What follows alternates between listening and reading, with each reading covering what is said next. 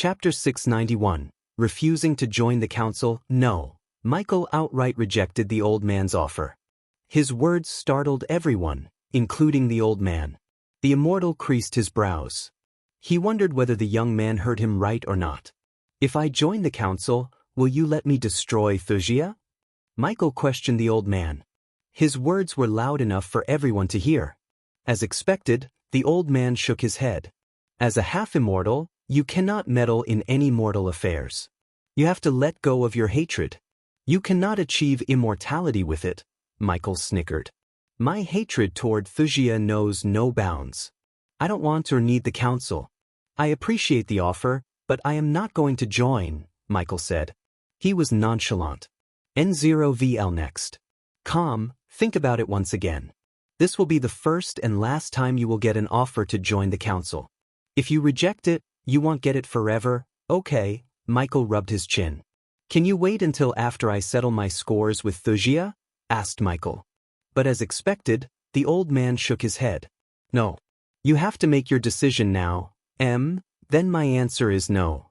I won't join the council. The old man just sighed inside his mind. He was not any run-of-the-mill cultivator to get offended by Michael's choice. Like almost all the immortals, the old man trained his mind and body to keep his emotions in check. The only emotion he felt was pity. It was very unfortunate to see a talented young man like Ghost waste his potential due to hatred and vengeance. But he made his choice, and there was nothing he or the council could do. Without the young man joining the council, no one could control his actions. Therefore, the old man knew if the young man decided to wreak havoc in the world, the responsibility of stopping him would fall on the Guardian Guild's shoulders. He was a human, so among the 8 great clans, the human-centric Guardian Guild had to control him. I hope your enmity is worth wasting your life, the old man said as he slowly ascended to the sky. We shall never meet again, the old man calmly said before turning himself into bright light and disappearing into the cloudy sky. Once the immortal disappeared from their sight, the people heaved a sigh of relief. Although Claire seemed to have an opinion of her own, she didn't speak her mind. Ghost was no longer a disciple or a typical cultivator of her standards. Rather, Ghost was a half-immortal, and it was not her place to advise him anymore. This chapter upload first at NovelBin. Net if you want to read more chapters, please visit Novel Next. Calm to experience faster update speed, he smiled at Claire before looking at everyone hovering in the sky. Ladies and gentlemen, I wish I had met you under different circumstances. But as soon as I finish my little task, I will hold a grand gala celebrating my achievement. I hope everyone will attend with your loved ones. I am sure we have a lot to talk about making this world a better place, said Michael. Many were pleasantly surprised by Michael's words. Unlike the thought, he was neither too arrogant nor prideful. Instead, his words were friendly and warm. He looked like a person they could be friends with him. Member of the council or not, all of them wanted to be Michael's friend. Having a half-immortal by their side would give them a massive advantage over their rivals. But those who had a friendly relationship with Wuxia broke into a sweat. He chose not to join the council because of his hatred toward Wuxia. No matter what it was, Wuxia was in trouble. None of them thought Wuxia could survive the wrath of a half-immortal like Michael. Even if Wuxia managed to defeat him somehow, the battle would leave the kingdom in ruins. At that time, Wuxia's enemy kingdoms would pick the flesh off the bones like vultures. Either way, Wuxia was screwed. However, only Michael knew destroying Wuxia was not as simple as it sounds. With the cosmic stream, Maxim Barnes could become a half-immortal anytime. According to Michael's plan, by the time he and Maxim meet on a battlefield, Wuxia would be nothing but a ruin. Michael didn't linger around for long. He just exchanged a few pleasant words with his friends and allies before heading toward Wuxia with Gaia and Nightmare. His destination was a kingdom that was currently at war with Wuxia, Kingdom Zulon. The continent of Ar contained 5 kingdoms: Kingdom Zulon, Kingdom Suvan, Kingdom Idrizel, Kingdom Northgard, and Kingdom Ithalin. But everything changed when Wuxia claimed Kingdom Ithalin belonged to Wuxia. King Maxim Barnes waged an overseas war against Ithalin, and to everyone's surprise, he conquered Ithalin using his mighty army. At that time, No one guessed King Maxim would decide to move his entire kingdom from the Elan continent to the Azer continent. He sold the land in Elan to Royal Land and Drattle. His decision was unheard of. It took Maxim 5 months to transport the citizens from Elan to Azer. He decimated the once proud kingdom of Ithilin and transformed it into New Thusia. He didn't stop with Ithilin. A month after settling into Azer, he provoked the Northgard, forcing them to wage war against Thusia. The result of the war was the same. King Maxim Barnes decimated Northgard to become the largest kingdom and superpower in Azer. All of it was possible because of the Thusian Special Force and General Booth. King Maxim used every single tactic, whether it was dirty or not, to win wars. One by one cities and villages fell to the might of the Thusian army. He burned down the villages that refused to surrender and tamed the cities that opened their gates to the Thusian army.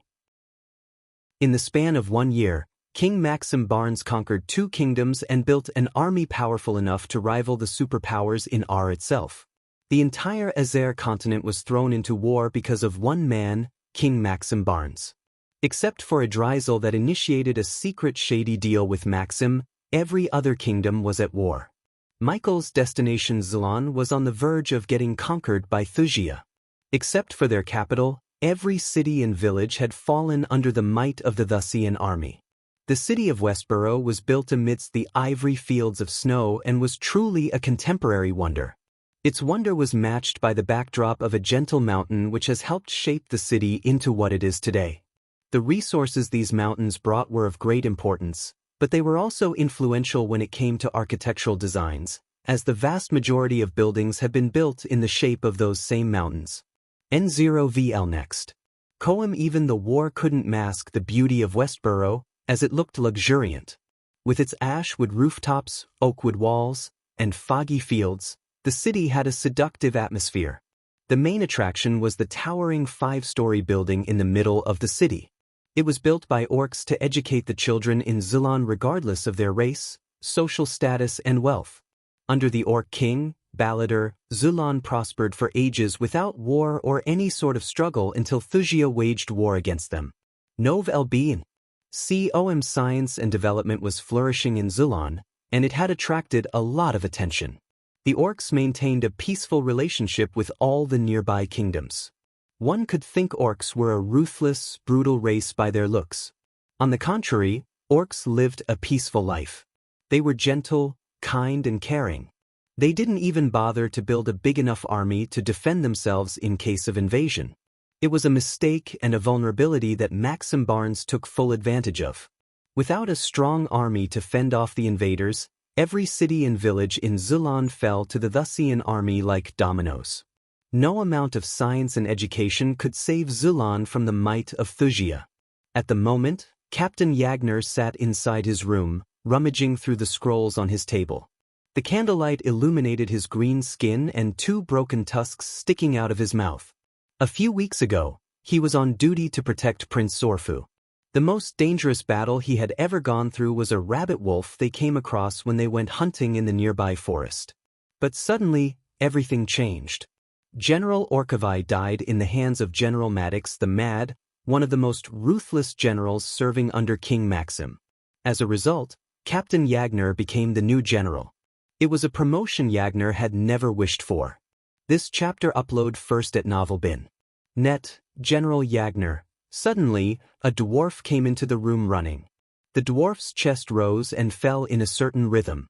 "What is it?" asked Yagner. The dwarf opened and closed his mouth as no words escaped his mouth. "Nov Elbeen.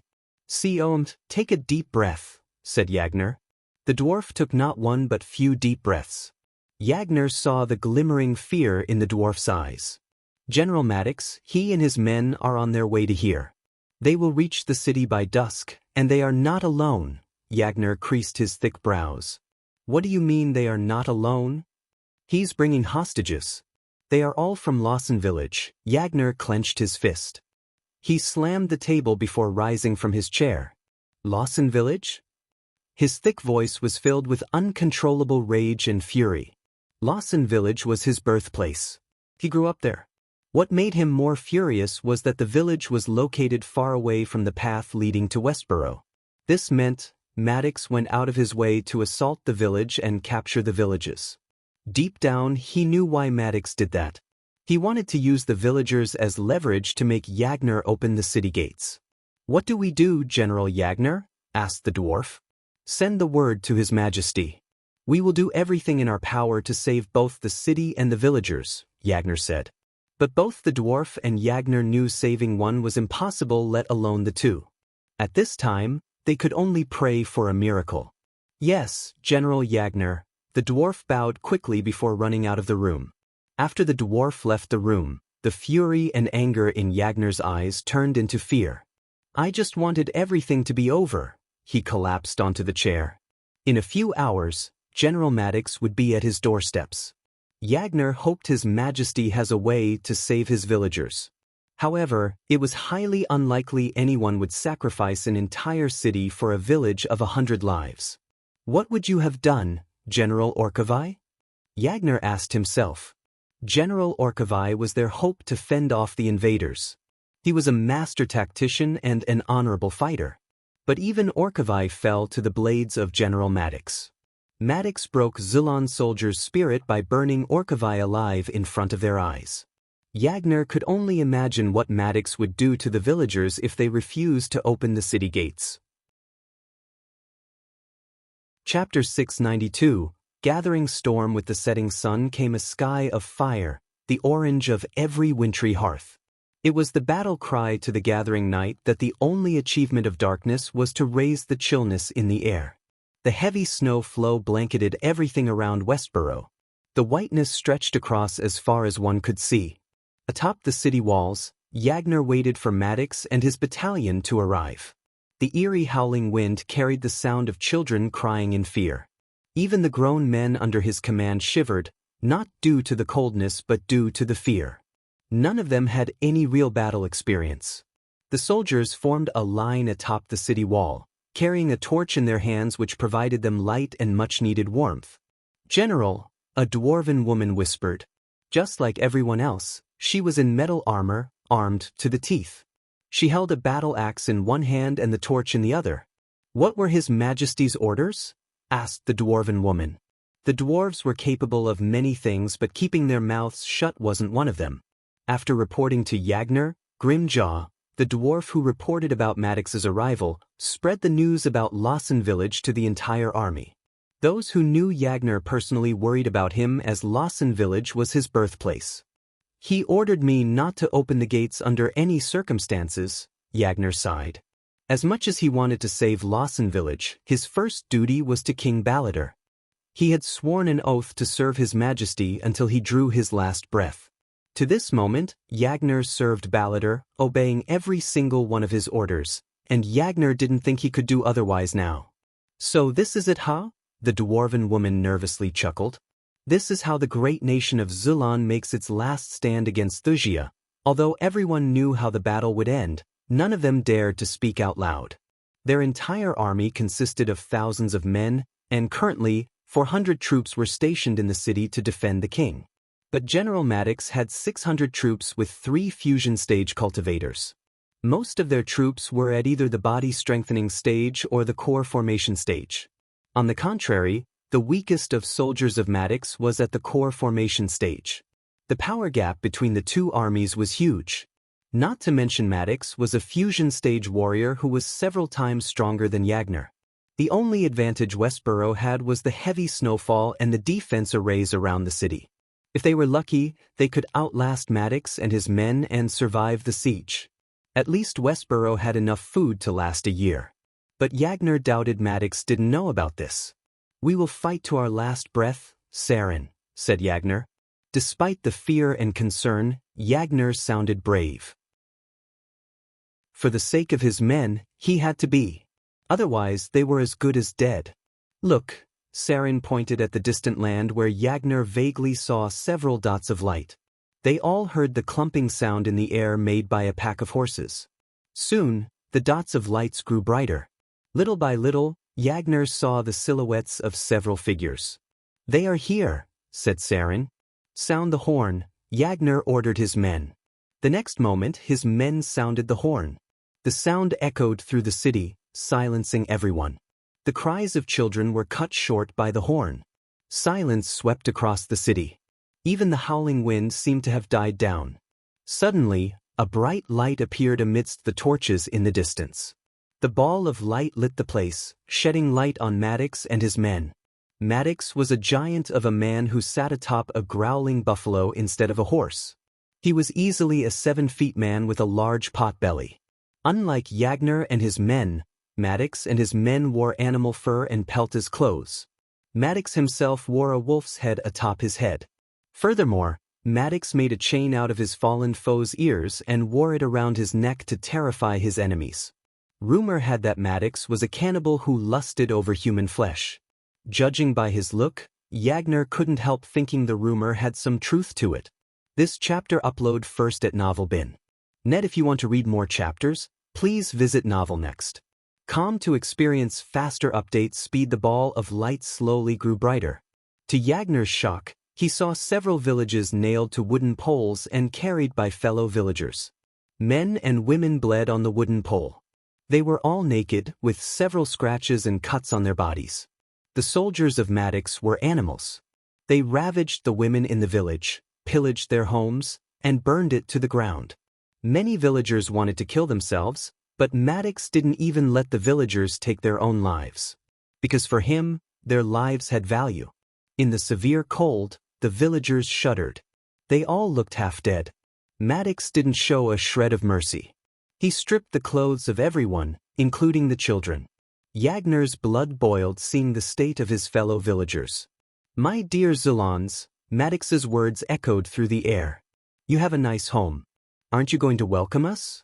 Your people," Maddox looked at the naked villagers in shackles, "are cold and need warmth. Otherwise, they might die." Maddox pretended to be sad for the villagers. "Open the gates." "Save your people," said Maddox. Seeing the state of the villagers, Yagner was tempted to open the gates. Yet if he opened the gates, there was a possibility of Maddox slaughtering everyone in the city just to bring Zulan to its knees. People called Maddox the Mad for a reason. Maddox's cold gaze swept across the city gates. His gaze slowly turned toward a young man who was nailed to a wooden pole. Novel Top 1.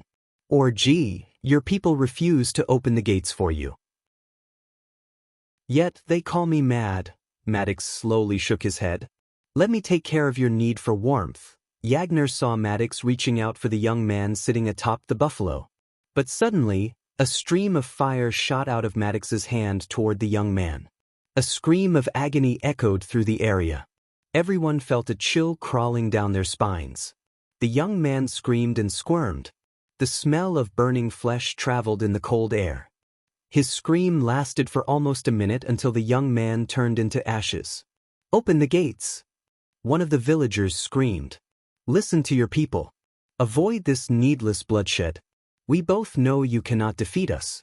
Open your gates and swear your loyalty to His Majesty Maxim Barnes." Maddox let his words sink into everyone's mind. The ashes of the young man were still smoking. His parents couldn't even cry out loud because of the cold. "What are we going to do, General?" asked Sarin. Everyone looked at Yagner for his answer. But how could he order the men to open the gates? He learned about Maddox. The man had never honored his words. Yagner knew the moment they opened the gates, Maddox and his men would flood the city and burn the city to the ground, just like they did in Northgard. "So the responsibility of taking care of your people falls into my shoulder again." Once again, Maddox extended his arm toward a shivering old man. Without any clothes on, the old man was covered in a thin layer of ice. The light of life was slowly dimming in the old man's eyes.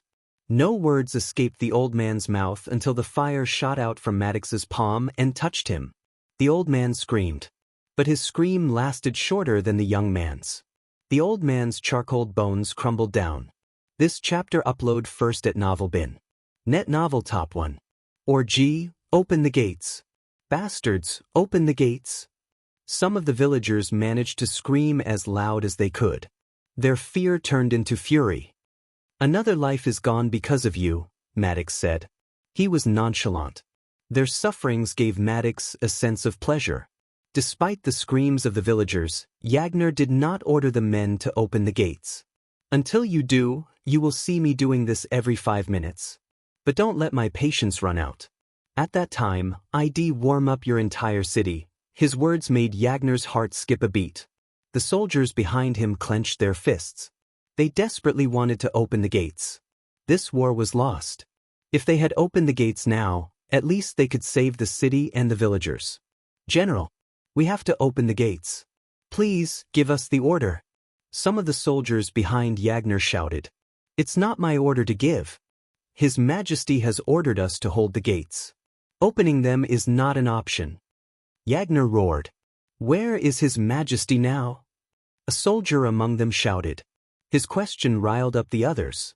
Fear overshadowed their loyalty. One by one, the soldiers began to question the orders given to them. To their surprise, Maddox burned another villager alive. He didn't keep his word about burning one every 5 minutes. Not even 2 minutes had passed since he burned the old man when he decided to burn another one. "This is bullshit. Let's open the gates. I won't let my family burn to death because of some stupid order." A group of soldiers containing dwarves and humans jumped down from the city gates. Chaos broke out among the soldiers. "Anyone who touches the gate will be tried for treason," Saren shouted. "It's better than burning alive," the rebels shouted. Although the other soldiers didn't step out of the line, they didn't stop the rebels either. Looking at the chaos on top of the city walls, Maddox and his men laughed. They licked their lips. Any oblivious man could tell these men don't have any kindness in their hearts. "Stop them." Inside the city, Yagner saw the rebels rushing toward the gates. He immediately ordered his men to stop them. But the soldiers seemed reluctant. Yagner closed his eyes for a moment as a dark spear materialized in his hand. He prepared himself to stop the soldiers himself. He was about to leap down to the ground from the city wall when a thunderclap reverberated through the area. Streaks of lightning riddled the sky above them. They all looked above. The flashes of lightning revealed the swirling dark clouds in the sky. "A storm?" Saren tilted her head with a doubtful look. Chapter 693. Ultimate Wind Blast. The storm grew more and more intense. In a couple of seconds, streaks of lightning cut through the dark sky. The flashes of lightning turned the night into day. Maddox and his men stopped laughing. They all looked up at the sky. The ferocious storm clouds threatened them. But suddenly, everything became dead silent.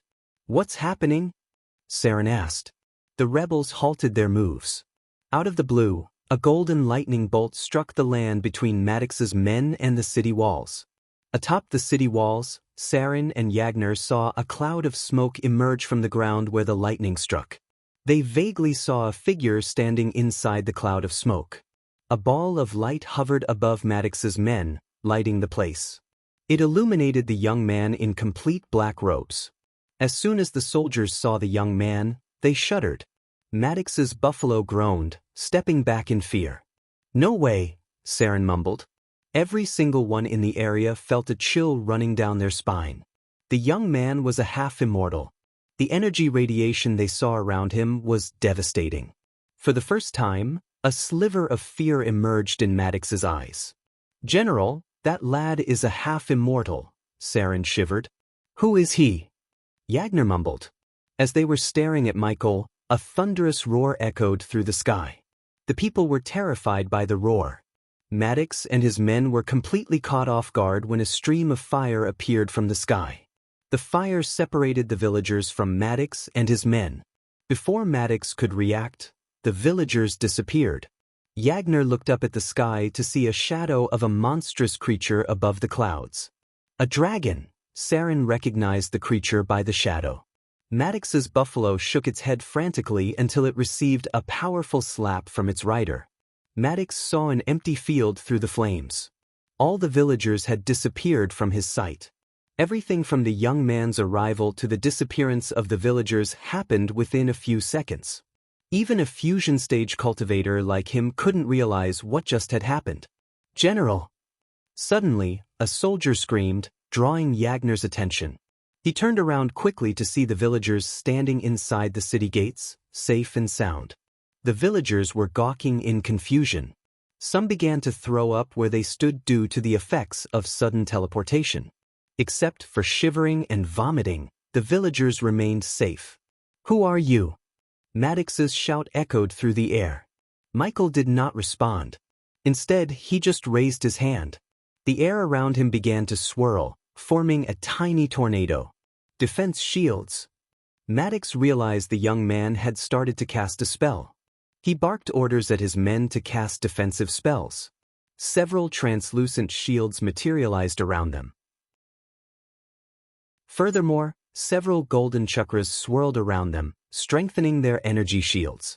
Meanwhile, the small tornado that appeared around Michael slowly transformed itself into a crescent-shaped wind blade. The blade grew long enough to be the size of 3 to 4 buses lined together. Plus, the blade created an otherworldly whistling noise, threatening Maddox and his men. This chapter upload first at NovelBin. Net. If you want to read more chapters, please visit Novel Next.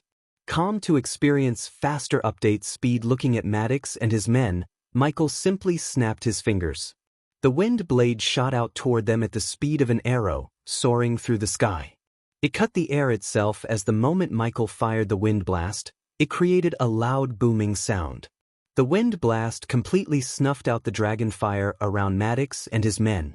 Maddox and his men poured every bit of energy in their bodies into their shields. However, the wind blade cut through them like a hot knife through butter. In a blink of an eye, the soldiers were cut into pieces. Blood and flesh spurted out. The white snow beneath them turned red with their blood. Ah! Maddox's men shrieked and squealed in pain. Those who were lucky instantly died, but many remained alive. The cut was smooth and quick, so they didn't die quickly. Maddox, however, managed to escape the wind blast by leaping into the air just before the wind blade could cut through him. But his mount, the black buffalo, wasn't so lucky. It died instantly as the blade cut the buffalo into 2 chunky pieces. The howling wind carried the nauseating stench of blood to the city gates. Every single soldier atop the city gates stared at the scene with mixed feelings. They were both terrified and delighted to see Maddox and his men suffer. Michael was surprised to see Maddox's quick reflex to save himself from the wind blade. His head was filled with the sound of system notifications. One by one, the soldiers drew their last breath. The ultimate form of wind blast was more powerful than Michael expected. It cut through several shields like they were nothing. Moreover, the size of the wind blade was enough to kill a battalion of soldiers in one go. No wonder the system restricted him from using the ultimate form of the spells only once a day. Otherwise, Michael could decimate a kingdom's army with a couple of wind blades. Novelbin Maddox landed on the snowy field with a loud thud. He immediately took the spiked mace dangling on his back. In Michael's eyes, Maddox seemed like a typical barbarian. "I am with the king. Are you finished there?" Michael heard Gaia's words in his head. "About to," said Michael. "You are meddling in the affairs of Kingdom Thusia." Maddox shouted. He didn't find any suitable threatening words. "I know," Michael snickered. In a blink of an eye, Michael's figure disappeared from Maddox's sight. From atop the city walls, they saw a golden lightning bolt shooting toward Maddox. Maddox was stunned when Michael appeared before him, but he managed to swing his mace instinctively. The mace hit Michael's head, creating a loud ding sound. The mace bent and cracked as soon as it hit Michael's head. Maddox's hand went numb. Although the spiked mace looked rather ordinary, it was an epic-class weapon gifted to him by Maxim Barnes. The mace had the ability to freeze its foes for a few moments upon hitting them. Yet, it failed to even inflict a small cut on Michael's head. He simply grabbed Maddox's neck, lifting him off the ground. "You deserve to be burned alive." Michael conjured a ball of emerald green flames on the other hand. Suddenly, a ghostly figure of a bear appeared behind Maddox. The crimson-red bear lunged at Michael with its razor-sharp claws raised. Yagner and the soldiers saw everything with their eyes wide open. The 8-feet-tall bear swung its claw left and right, trying to shred Michael into pieces. The result of the bear's attack was just the same as the mace attack. It couldn't even cut Michael a single time.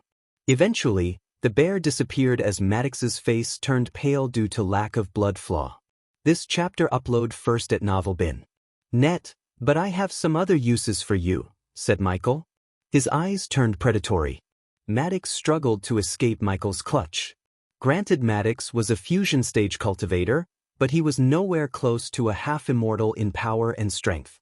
Even if Maddox had cosmic energy coursing through his veins, the result of the battle would have been the same. Holding Maddox by his neck, Michael looked at a steel sword on the ground several meters away from him. He reached out for the sword as it flew straight into his hand. Poch! Michael quickly enveloped the sword with a thin layer of dark flames before swinging it right across Maddox's waist. The sword cut Maddox's body in halves. His lower body hit the ground with a sickening thud. Blood spurted out from half of the body on the ground. Yagner and Saren felt a chill as they began to sweat. Maddox's mad scream echoed through the air. Michael let Maddox scream for a few long minutes. I am going to parade you and your lackeys' bodies through Zulon, Michael snickered.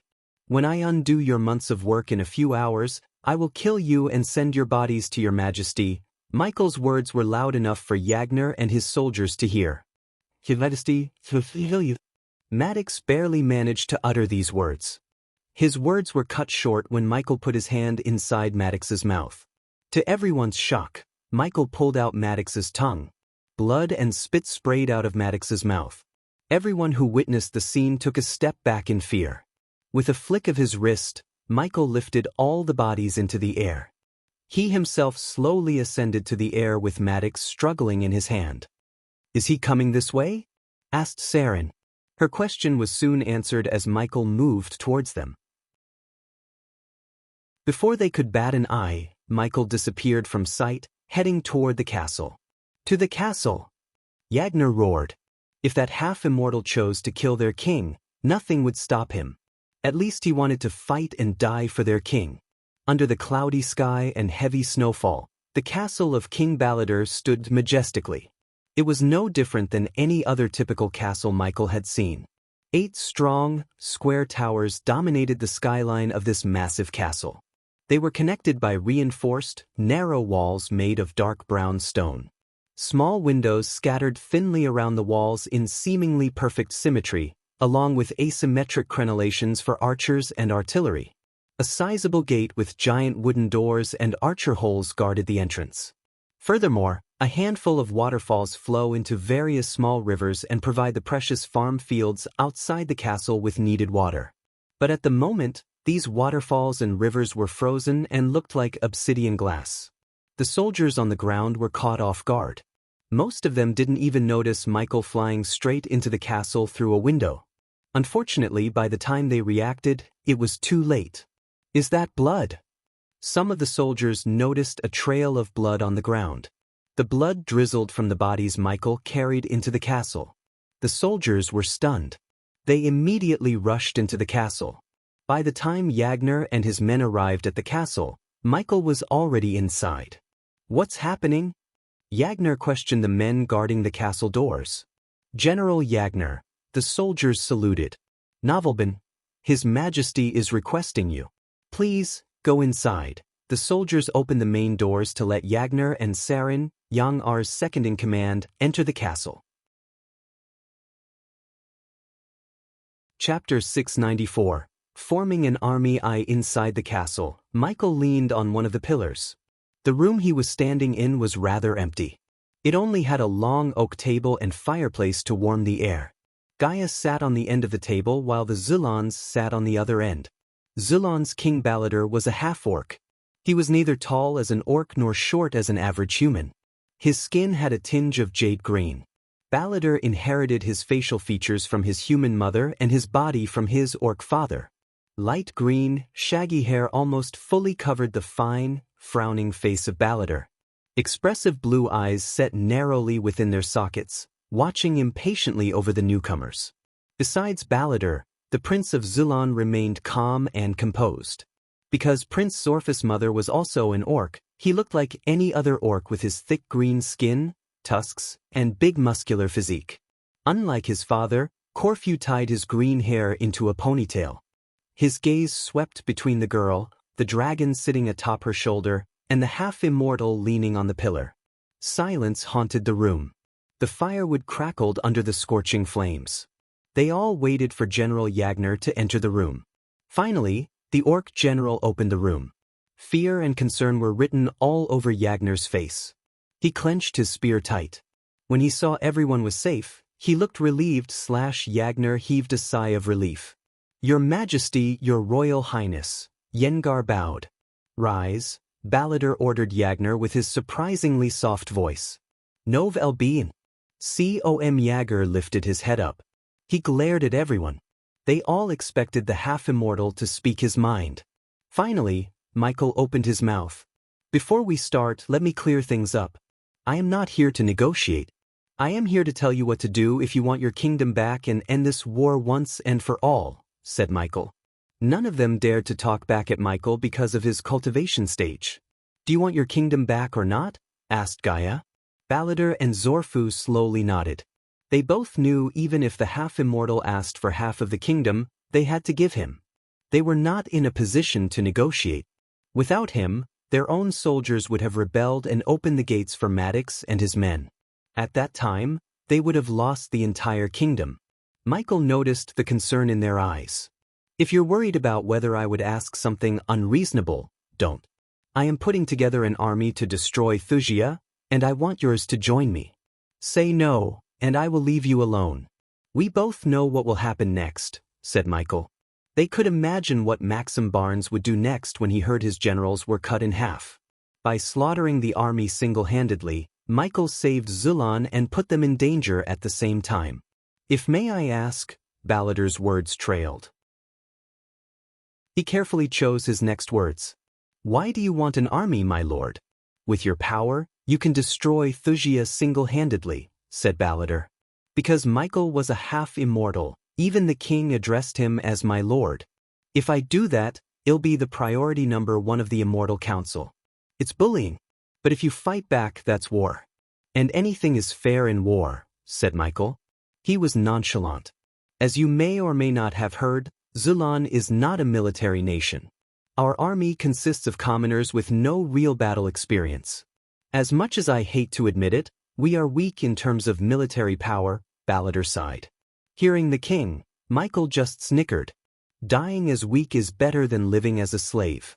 As I said, I am not here to negotiate. Talk to your general and give me an answer.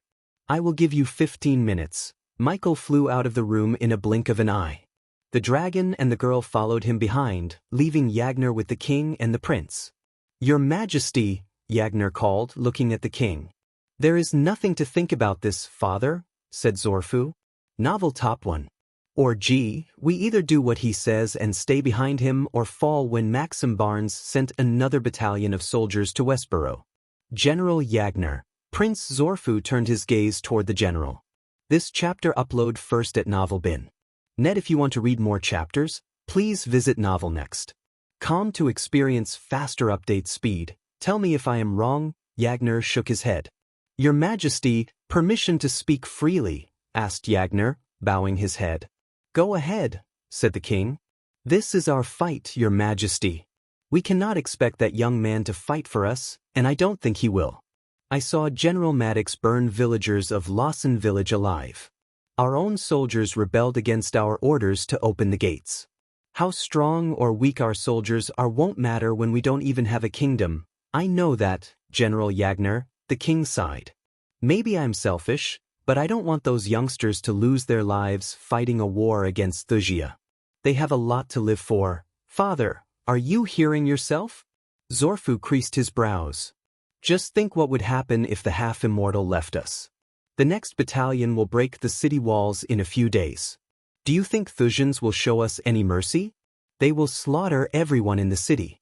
Zulan will fall. Like it or not, this is war. Those youngsters and soldiers will die whether you agree or not. The difference is, if we listen to the half-immortal, their deaths would mean a future for Zulan. His Royal Highness is right, Your Majesty," said Yagner. "You are both right. It's time we fight back. With a half-immortal on our side, we have a chance to unify all the other kingdoms against Wuxia." After a long pondering moment, Balladur rose with a new resolute in his eyes. He was not trained or had experience in making wartime decisions. Zulon was a peaceful kingdom that focused on education and science. Therefore, Balladur took a few moments to make an obvious decision. Following Balladur's resolve, they waited for Michael to arrive again. Just like before, Michael flew through the window and landed in the room.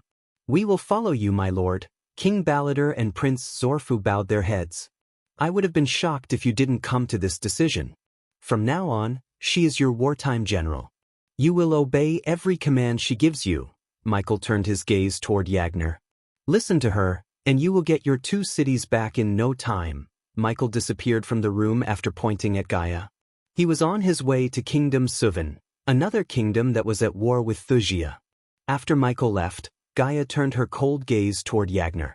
"I put the bodies of Maddox and his men outside on the ice. Take them, put them in a pike and parade them throughout your conquered cities.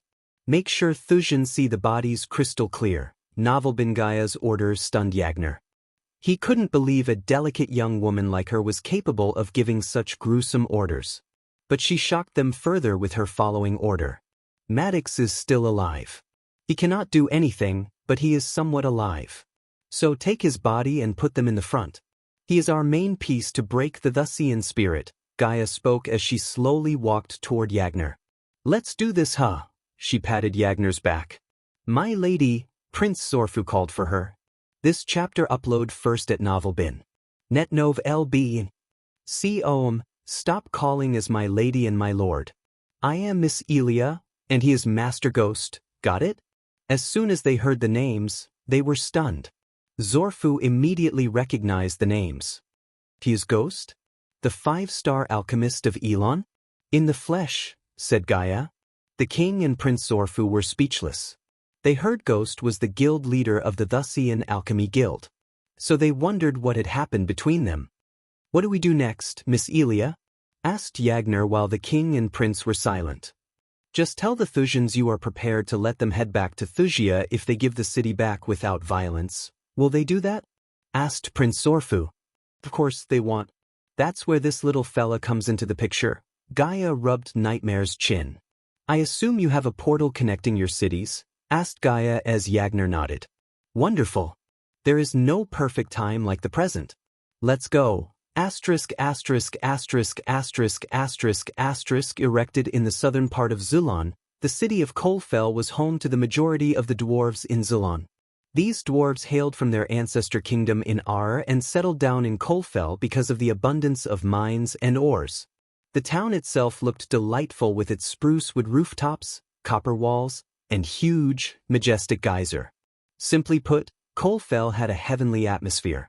Maxim Barnes targeted Kolfell first due to its mines. He planned to use these ores and metals to arm his soldiers. General Maddox let one of his captains, Captain Hanshaw, control Kolfell in his stead.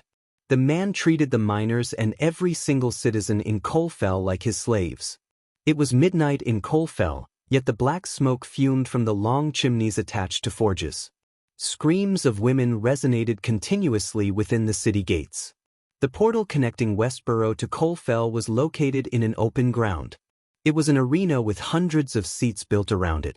The citizens of Kolfell came to this arena to watch dramas put on by various drama groups that visited Kolfell often. Currently, the Thusians used the arena as an execution site.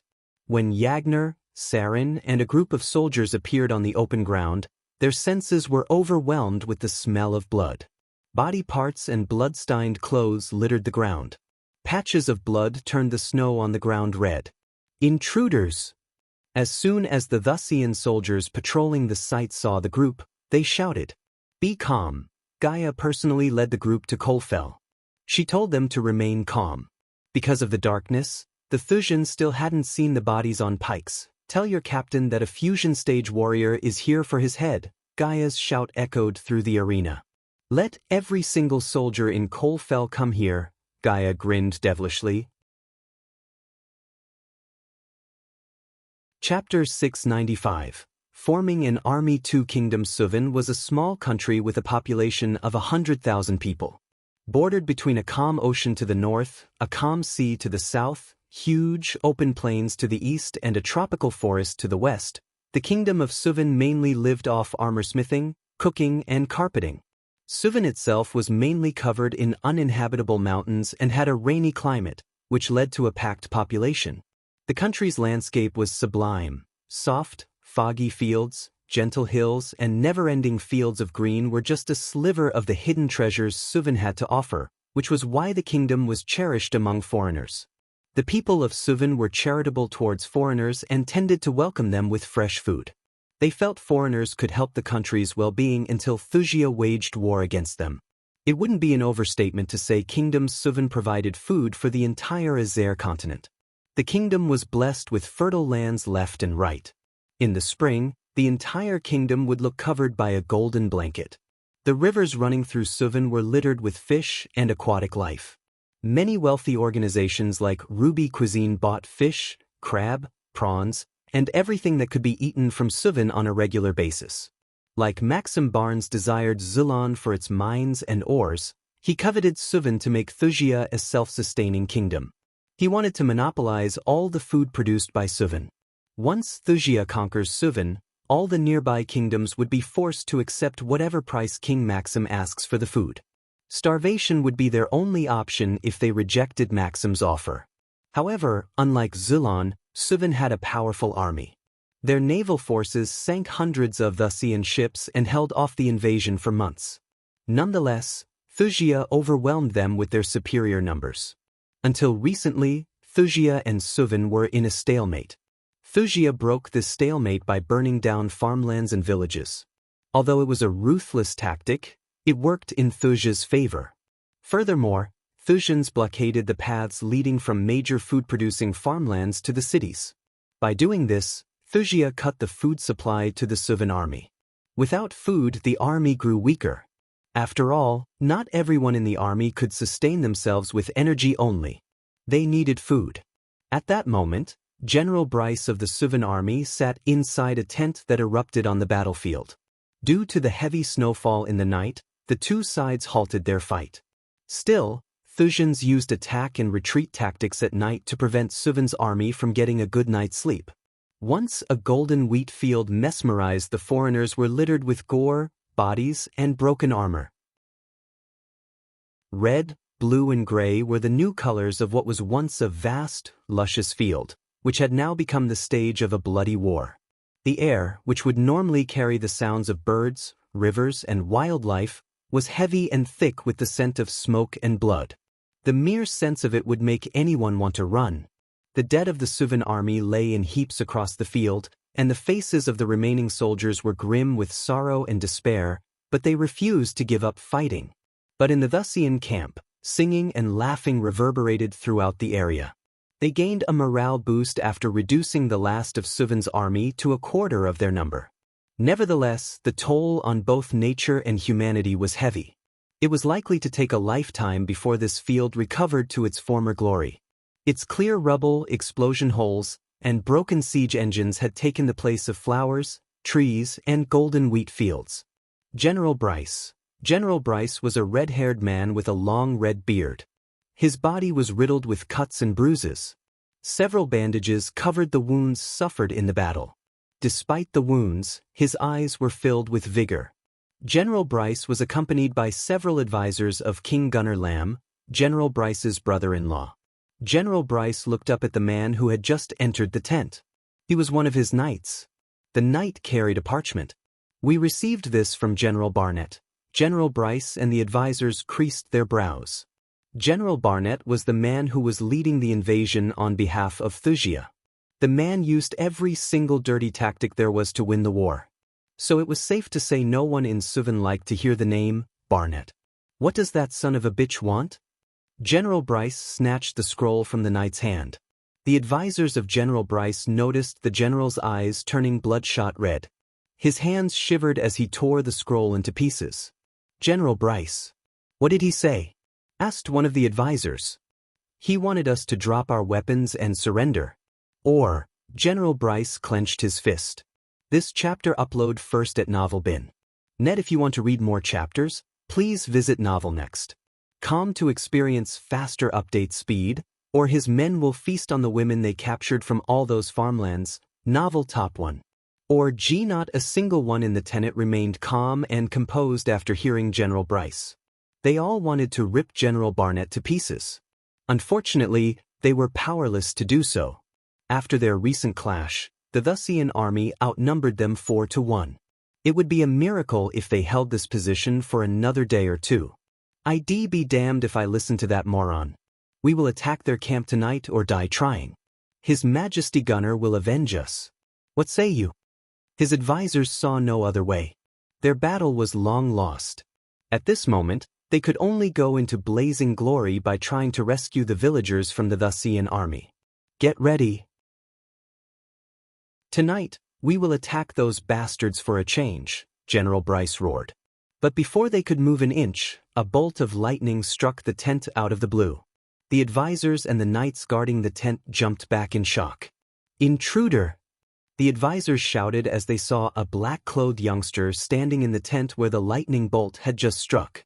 Protect the general! The knight who brought Barnet's scroll didn't even bother to check Michael's cultivation level before lunging at him with his sword raised. A tiny bolt of lightning shot out of Michael's finger, penetrating the knight's shoulder. The knight screamed as he dropped the sword. His armor made a thud when he collapsed down. Stand down, Michael's domineering voice ran inside their heads. To their shock, they were able to see Michael's cultivation stage. Although the Hydra's shout still affected Elon and Azair, its effects were slowly diminishing. So unless the Hydra used its scream again, the cultivators would soon regain their ability to see through others' cultivation stage. Moreover, half-immortal was an exception. Until now, they had never seen a half-immortal. Hence, the cultivators thought they couldn't see others' cultivation stages. However, when Michael attacked Maddox and his men in Zulon, they all sensed his cultivation stage. It was because the Hydra's shout did not affect cultivators beyond the fusion stage. They took a step back when they realized Michael was a half-immortal. Fear glistened in their eyes. Even General Bryce looked a bit terrified. I brought you a gift, Michael flicked his wrist. The soldiers almost jumped before General Bryce to shield him with their bodies. But contrary to their expectation, a head materialized in Michael's hand. Blood trickled down from the head. General Bryce was the first man to recognize the head despite the lack of a body. General Barnett, General Bryce mumbled. His words stunned the advisors. Soon, they themselves gawked at the head only to get startled. Everyone in the tent looked between Michael and the head. Silence fell over them. Finally, after a few moments of gawking, General Bryce's words cut through the silence. Who are you? Asked General Bryce. Have you heard of the saying, enemy of my enemy is my friend? Asked Michael. I am building an army to destroy Thusia. Consider this as my gift to sway Suvan to my side. Michael threw the bloody head of Barnett to Bryce. This chapter upload first at Novel Bin. Net, what about the villagers in his camp? General Bryce asked after catching Barnett's head. If you accept my offer, the villagers will become my allies. Otherwise, saving them and retaking your kingdom from Thusia is up to you. General Bryce and the advisors looked at each other. And for your question, who am I? It's Ghost, Michael introduced himself. As Michael expected, they immediately recognized him. The name Ghost was famous through Azair and Elon. Even some of the noble families in Ar had heard of his name because of his feat in the alchemy competition. Soon, one of the advisors who researched Thusia recalled Ghost being the guild leader of the Wuxian Alchemy Guild. Regardless, the advisor was reluctant to question a half-immortal. Look, Lord Ghost, Master Ghost would do, Michael interjected Bryce's words. Master Ghost.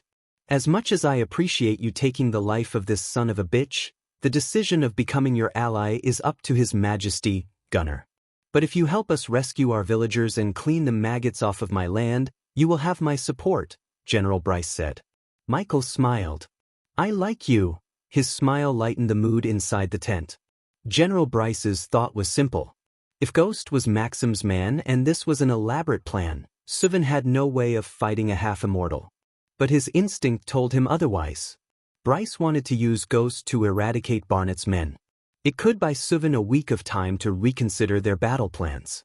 Furthermore, with a half-immortal by their side, they actually had a chance to retake the farmlands and the villagers taken over by the Wuxian army. 5 minutes. Michael raised 5 fingers. For what? Asked Bryce. To rescue your people? Michael shot out from the hole in the tent. What are you people waiting for? Put your damn armor on and follow me. Bryce barked at the soldiers and advisors before following behind Michael. N0VL next.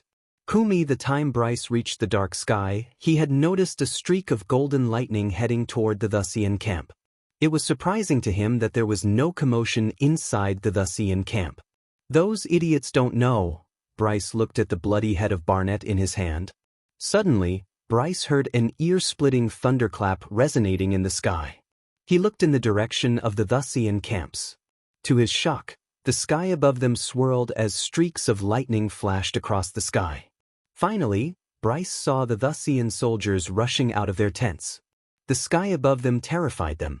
They had never seen such a lightning storm before. Bryce heard the eerie howling wind as he stared at the whirling clouds without batting an eye.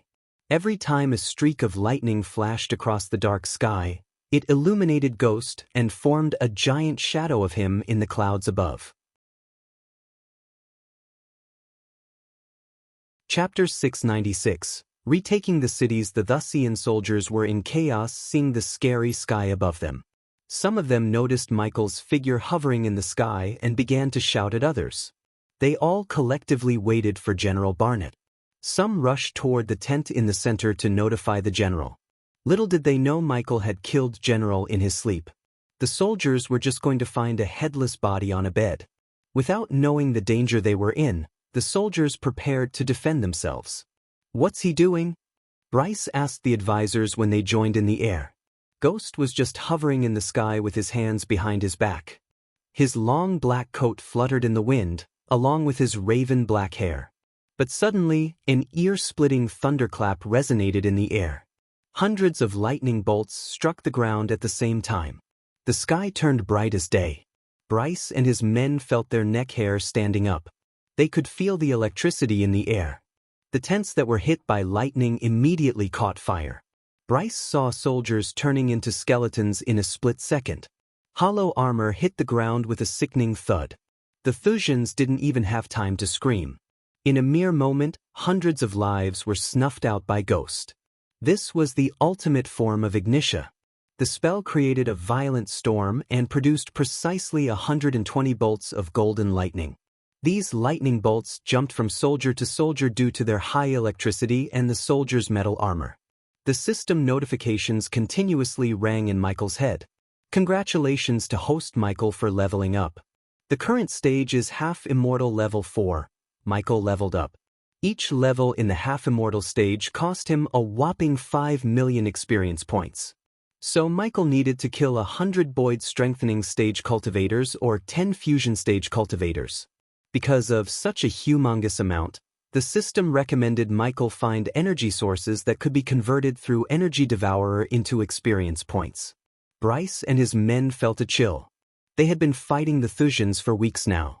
But all it took Ghost was a few seconds to end their lives. For the first time in their lives, they witnessed the true power of a half-immortal. This was the reason why the Immortal Council was created.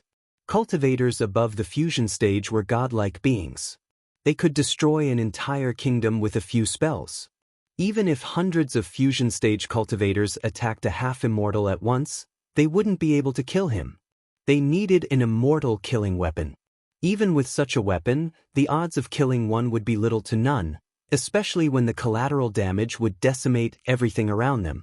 The world hadn't seen a rogue half-immortal causing such trouble for centuries. Michael looked down to see his handiwork. The ground was still electrified as tiny bolts of blue lightning crisscrossed the ground, creating a buzzing noise. Not a single Wuxian soldier survived the wrath of the lightning storm. Fortunately for the villagers, they were caged out of Ignitia's area of effect. General Bryce. Michael's words echoed through the air. His words snapped General Bryce out of his shock. They hesitated to move toward Ghost after witnessing such an overwhelming show of power. The air itself was riddled with the smell of burning flesh and melting iron. Furthermore, the eerie silence returned to the place as the storm clouds dissipated. Yet the horror it produced remained still. Eventually, General Bryce and his men moved toward Michael. They couldn't take their gazes away from the smoke and ash clouds emanating from the ground. "Your people are caged that way," Michael pointed at the forest north of the campsite. Some of the advisors and soldiers immediately rushed toward the forest. They felt terrified to even be near Michael. N0VL next. Calm. "So, shall we go meet your king?" asked Michael. "Master Ghost, can you give me some time to arrange a meeting between you and His Majesty?" This chapter upload first at Novel Bin. Net if you want to read more chapters, please visit Novel Next. Calm to experience faster update speed. Michael nodded. After his ultimate show of power, anyone would be afraid to meet him suddenly, especially a king. Michael knew General Bryce and the king would take some time to pick a safe place and time for their meeting. "Sure thing. You have 2 hours to give me an answer," Michael said with a calm smile. He was not a mere cultivator who would have to wait for a king's permission anymore. Instead, the kings had to wait for him. Seeing the perplexed look on Bryce's face, Michael patted him on the shoulder.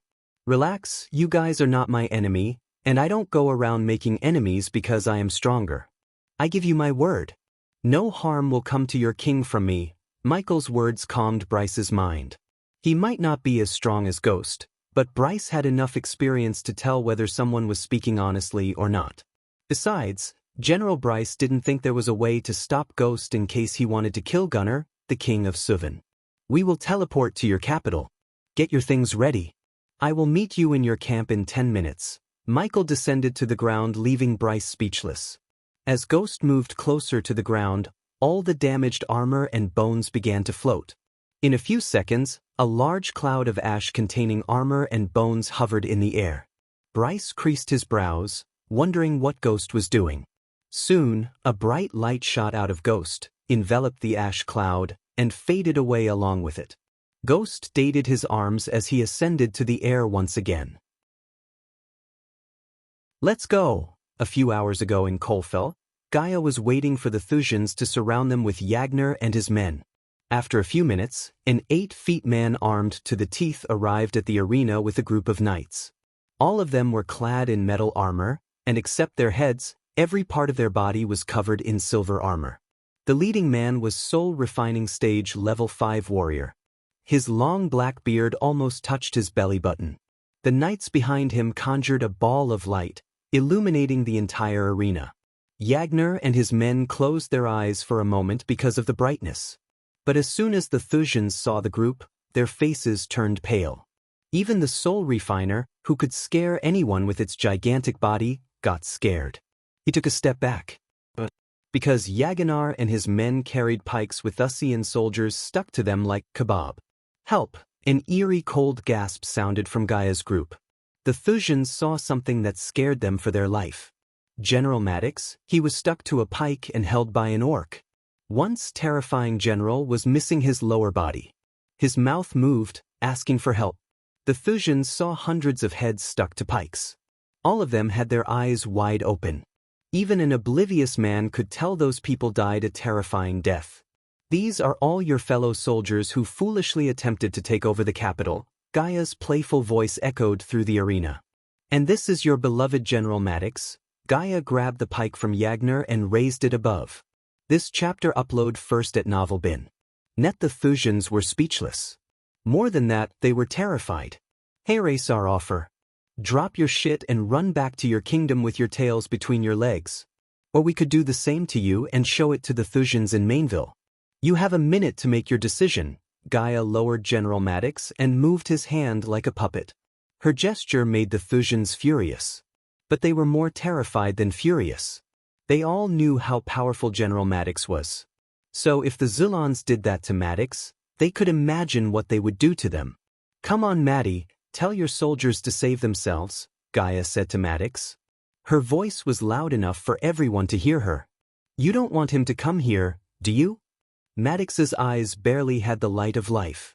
But when he was reminded of Michael, his eyes widened. "Listen to her. Inform His Majesty."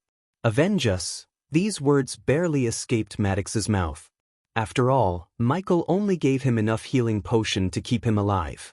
Hearing those words, the Thusians were stunned. It was obvious to them the Zilans broke his spirit completely. Some couldn't even believe it was really their general. "We will avenge you here and now, General," the soul refining stage captain growled. Yagner turned his head to see Gaia grinning as though she was expecting this. Gaia threw the pike to Yagner. The very next moment, a long wooden bow and a golden arrow materialized in her hand. "Kill them all!" The Thusian captain roared. He lunged at Yagner and his group, but his body suddenly exploded in the mid-air. Rain of blood poured over the Thusians. Everyone, including Yagner and his men, were startled. They couldn't tell what just happened. One moment the captain was in the middle and the next, he turned into a bloody mist. N0VL next. Koem Yagner jerked his head to the side. To his surprise, Gaia had her bow raised. She fired an arrow made of pure first energy at the soul refining stage captain. She imbued 3 kinds of energy into one arrow: celestial energy, arch energy, and finally, the first energy. The combination of these energies were powerful enough to make a soul refinager explode like a watermelon. "Nightmare, finish them all." Her words broke the silence. The Thusians halted their steps. Suddenly, the area grew darker. Yagner looked up at the sky as he saw a shadow of a dragon above the dark clouds. Just like before, a stream of fire shot down through the clouds. The Thusians screamed in agony. Their armors melted like butter, but none of them could pinpoint where the fire was coming. This time, Yagner was sure. There was a dragon hovering above the clouds. He was sure of it. Although the Thusians were their enemies, seeing them burning to death made Yagner feel a bit of pity for them. The smell of burning flesh overwhelmed their nostrils. Gaia watched the burning Thusians with no expression on her face. She just turned her head to look at Yagner. "Take the armors on the ground and kill anyone who escaped the fire. Kebab their bodies and prepare to march toward the next city." Chapter 697. Who will lead the army? After killing Thusian soldiers, Michael teleported to the Suvan capital, Edgerton, with General Bryce and his advisors. The city of Edgerton was built along the banks of a labyrinth of rivers. It was truly a modern curiosity. Its wonder was matched by the backdrop of pristine skies and the lonely mountain on the horizon. Thick, tall walls were built around the city. Snow blanketed the lands outside the city walls like puffy white bed sheets. The winter's cold froze all the crisscrossing rivers as well as the waterfalls. Michael appeared in the sky within the city walls. Although it was the middle of the night, the city seemed awake. Michael heard several cries of little children and noticed people running through the streets restlessly. When Michael looked closer, he was able to see several men lying on the side of the streets, begging. They all looked thin as sticks, as though they didn't eat for weeks. Even the soldiers patrolling the city gates seemed weak and exhausted. "It seems like the people are starving," said Michael. As much as General Bryce wanted to disagree with Ghost, he knew it was the truth. Not only did Thusians cut all their supply routes and burnt major farmlands, the warehouse Suvan stored food mysteriously caught fire. General Bryce knew it was the Thusian spies who started the fire in their granary and other warehouses. But they had no evidence to prove, and even if they had, there was no use. Michael decided to descend to the ground level. He conjured a bright ball of light as all the citizens in the streets looked up at the sky. Seeing a bright light descending toward them, many dropped to their knees, worshipping the light. They thought the Great One and Two had answered their prayers. Michael slowly hovered toward the town square. The people dropped everything they were doing and followed the light. "Why are you following me?" Michael turned around. "You go set up the meeting with your king." Michael chased away General Bryce and his advisors. Having no other choice, General Bryce and the others flew toward the castle. Meanwhile, Michael dimmed the light, revealing himself to the people. Those who worshipped the light stared at him with their jaws dropped. They were disappointed. But those who dared to sense Michael's cultivation stage were stunned beyond words. "A half-immortal!" Someone in the crowd shouted. Several people gasped in shock. The people quickly swarmed the town square. Even the people who were sleeping inside their homes rushed out of their houses once they heard the commotion outside. With a flick of his wrist, Michael retrieved a couple of big crates of revitalization potions. He felt pity for the people of Suvan. These people provided food for the entire continent, yet because of Maxim, they were starving. The crying children reminded Michael of his orphanage. He used to steal from gangsters to feed the little ones. Take this. It will satiate your hunger. The glistening jade potions slowly hovered in the air at arm-reaching distance from the crowd. While the majority of the crowd hesitated to grab an unknown potion, an old man used the little bit of strength left in his body to grab the potion.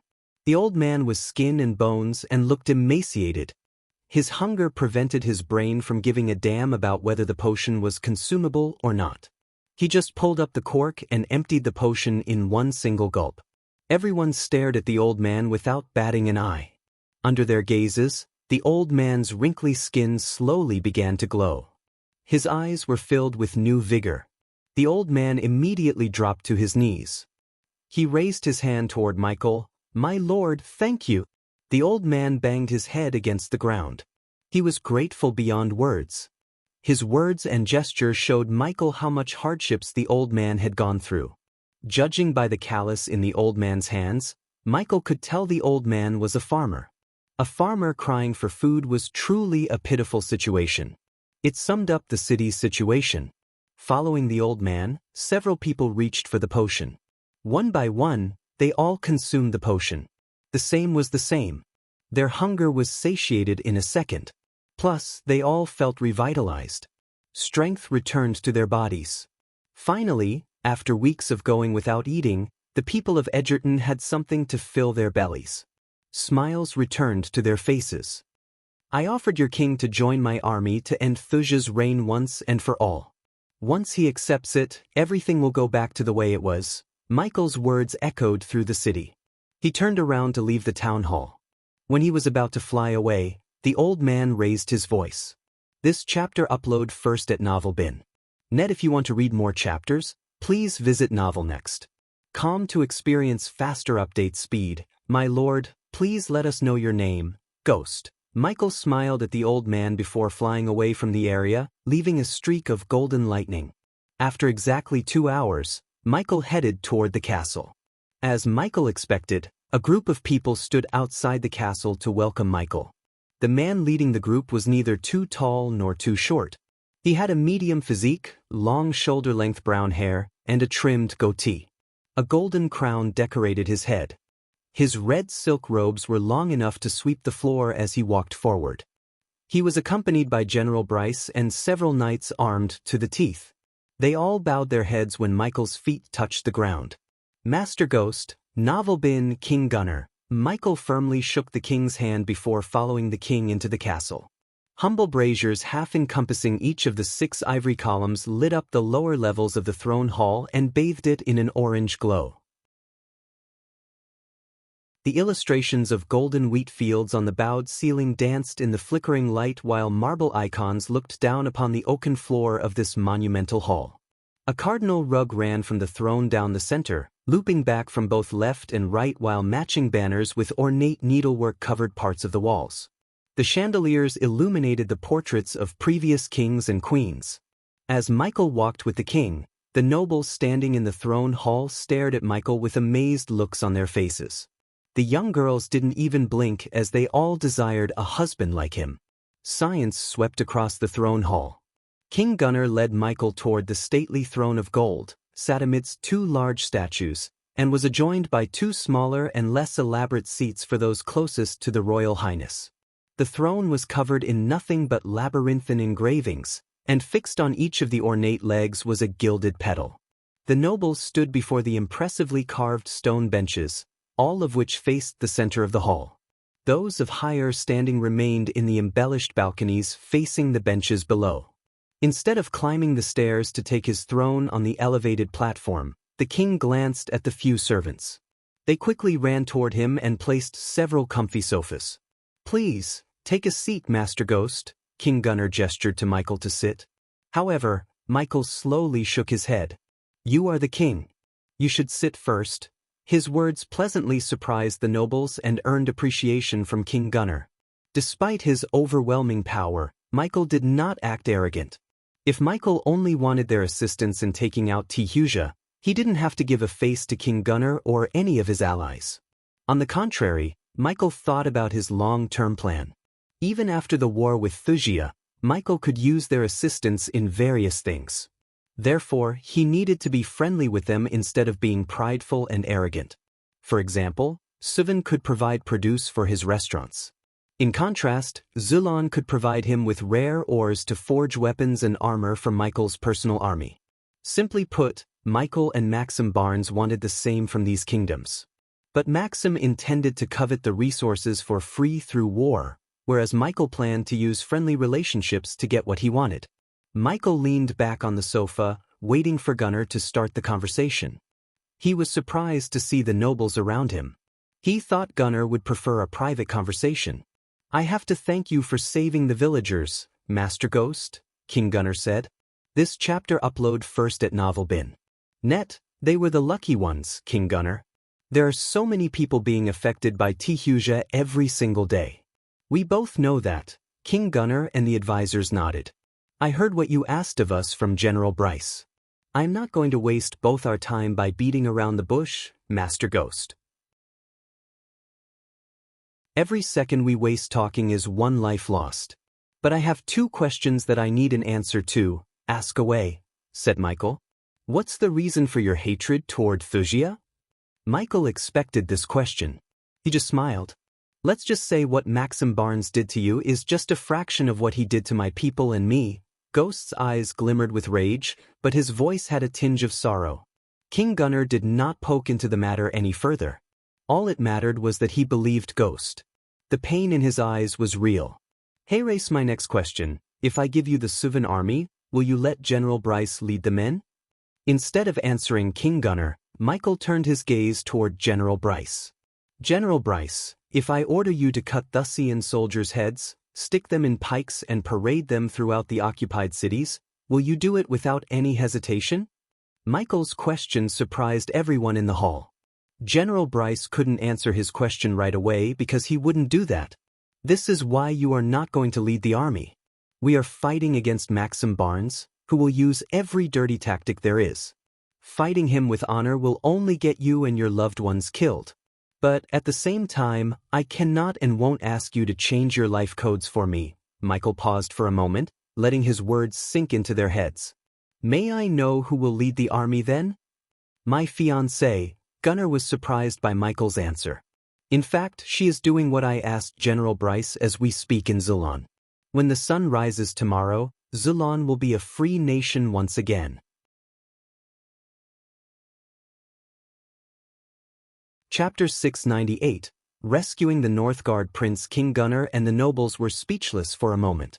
Having no other choice and seeing no other alternatives, King Gunnar and General Bryce nodded their heads. Following their agreement, the trio began to discuss the status of Northgard, a kingdom that fell into Xianxia's hands. I still have some contacts within Northgard. The prince has been leading the rebels since Xianxia conquered them, said Gunnar.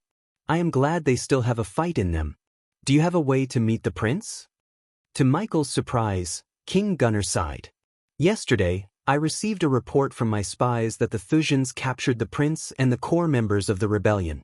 They are getting transported to Andover, Northgard's capital, said Gunnar. They will be executed in front of the citizens when the sun rises tomorrow, said General Bryce. He felt pity for the prince. He lost his entire family to the Xianxia.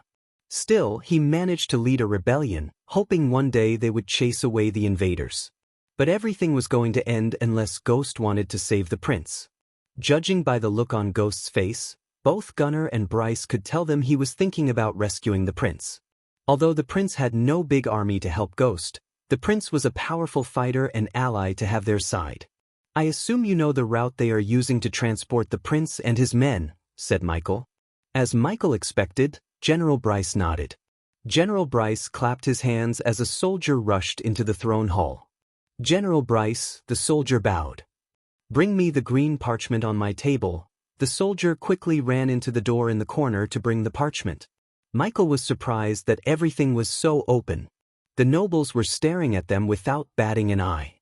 If there were a Wuxian spy among them, the spy would inform everything to Maxim Barnes. Fortunately, Michael did not give a damn about spies.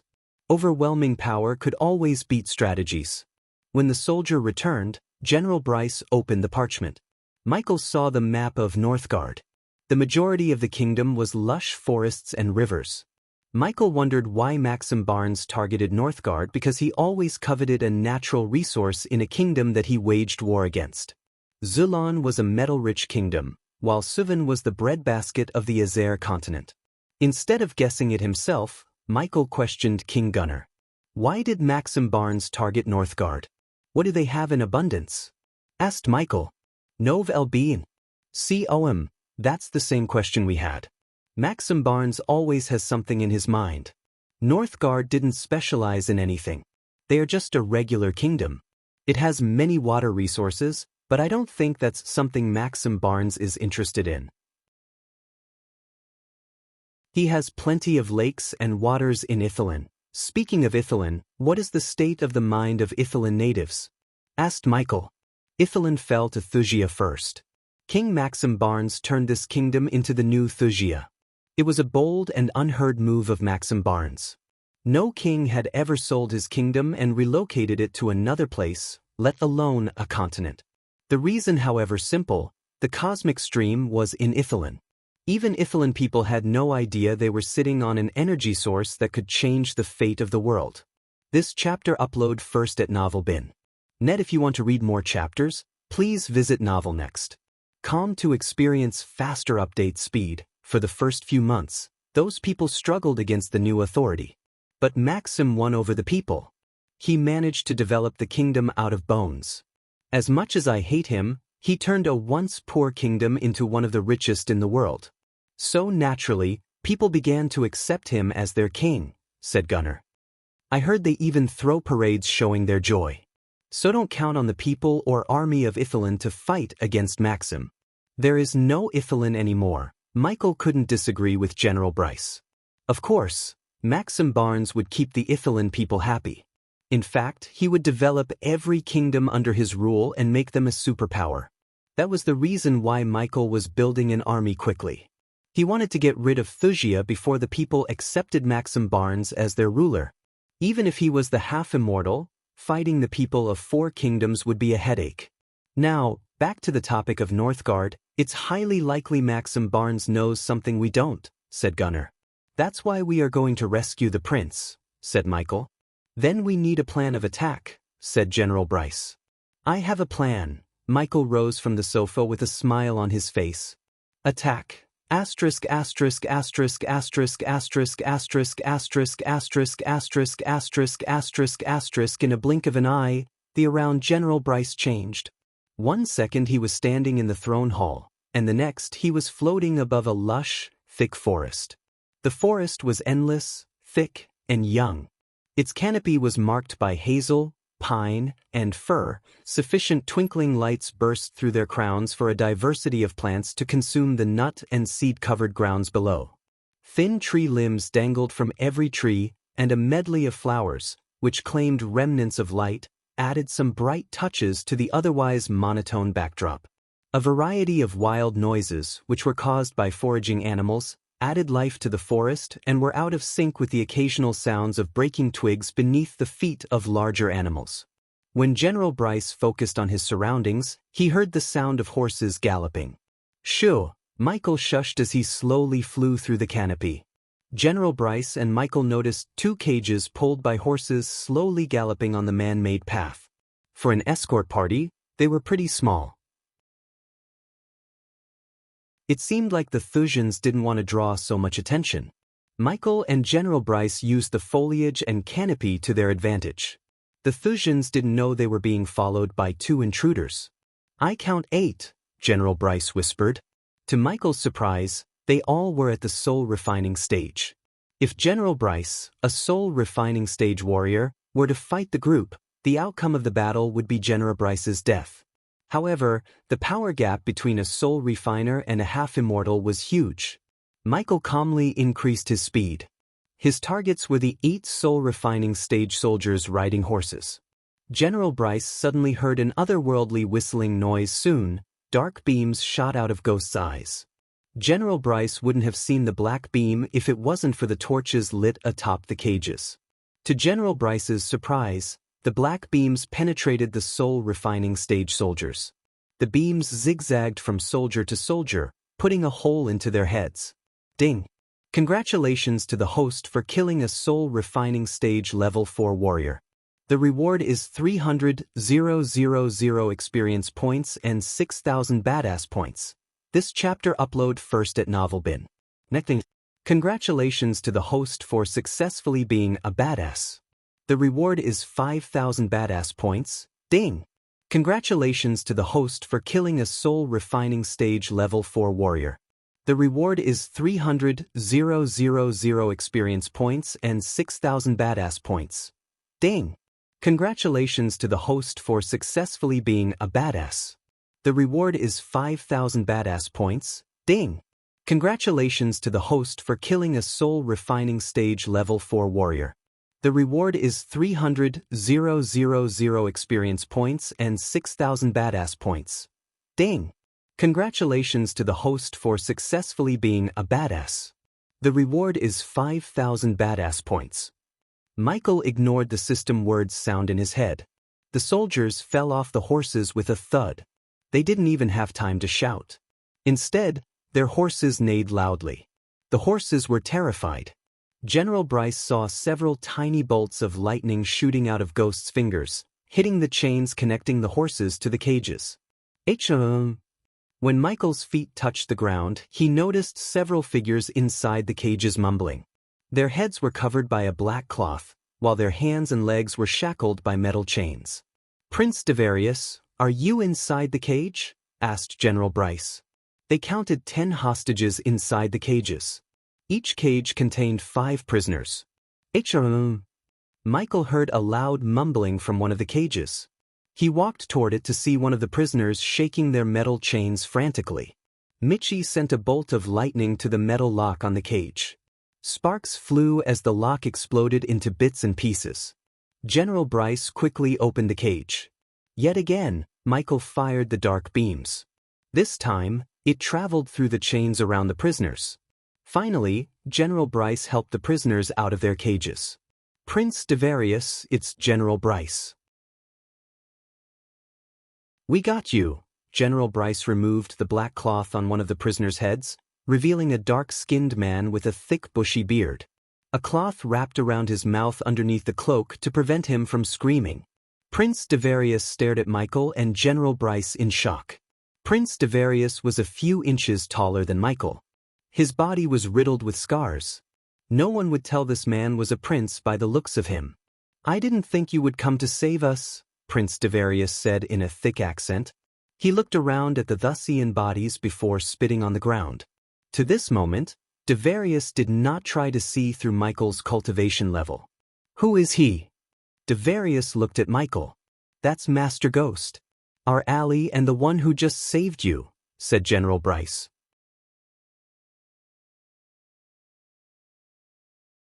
Chapter 699, Gift Baskets to Thusia. Several hours later, Victoria, Edith, and Layla were taking a stroll outside the castle. The Thusians erupted a large field filled with dummies, archery targets, and small arenas to hone their skills. They were greeted by the soldiers with a respectful bow. Layla couldn't care less about the war preparation. All she wanted was to keep Edith safe until Ghost and the Thusians settled their debts. In case she had met Ghost, she wanted to ask for an antidote for Edith. "Your Royal Highness," a Wuxian soldier called out for Victoria. They turned around. "What is it?" asked Victoria. "We have received several crates addressed for you and His Majesty." Victoria creased her brows. Neither she nor her father had ordered anything. "Does it say where they came from?" Victoria noticed the soldier's face turning grim. "They are from Suvan, Zulon, and Northgard," said the soldier. "Who sent them?" asked Edith. For some strange reason, Edith had a bad feeling in her gut. "Forgive us, Lady Edith. We didn't open the crates.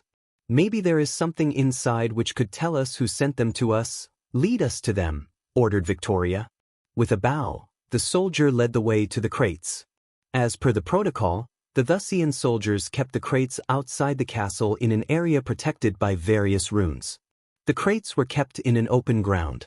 When they arrived, Victoria noticed 3 wooden crates big enough to hold several people inside lying on the ground.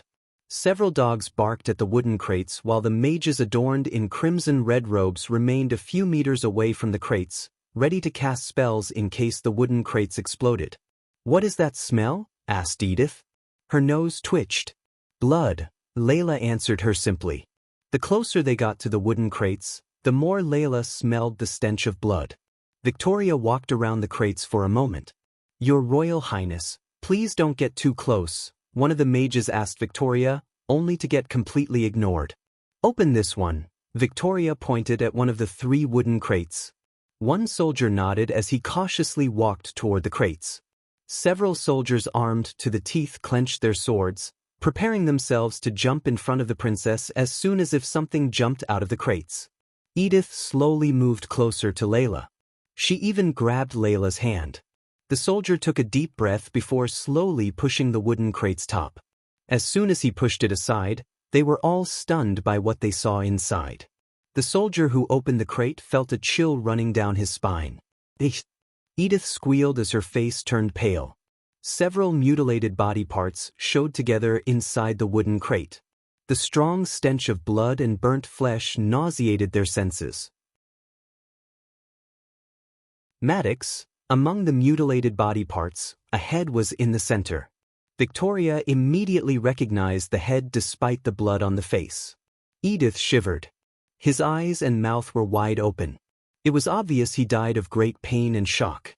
Just the sight of the terror in Maddox's eyes was enough to drain the colors on Edith's face.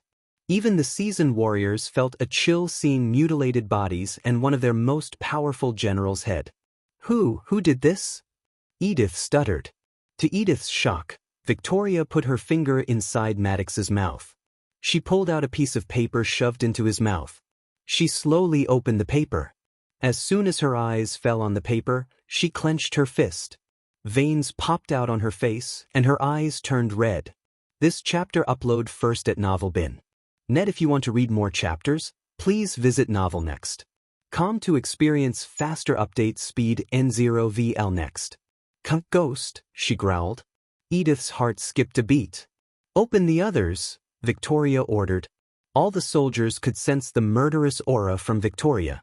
After what they had seen, the soldiers could only imagine what the other 2 wooden crates contained. The soldiers opened the other wooden crate with caution. The second wooden crate was no different than the first.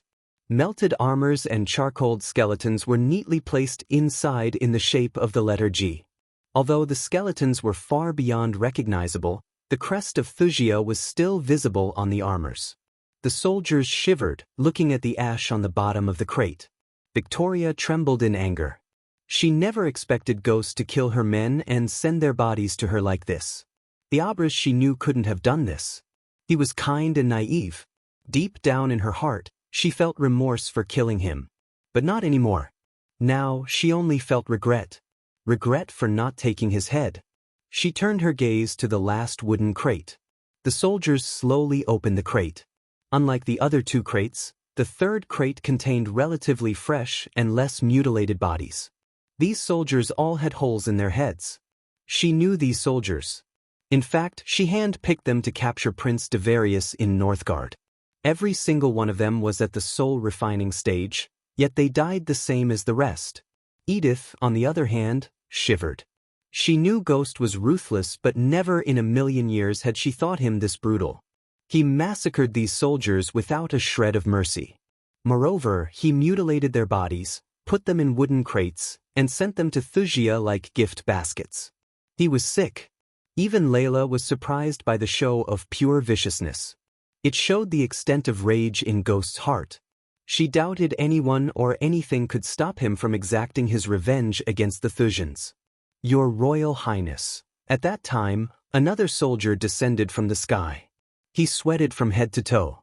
When he saw the wooden crates and their continent, words didn't come out of his mouth. Fear and shock choked his throat. What is it? Victoria growled. The soldier took a step back when he noticed the pure killing intent in Victoria's eyes. His entire body trembled.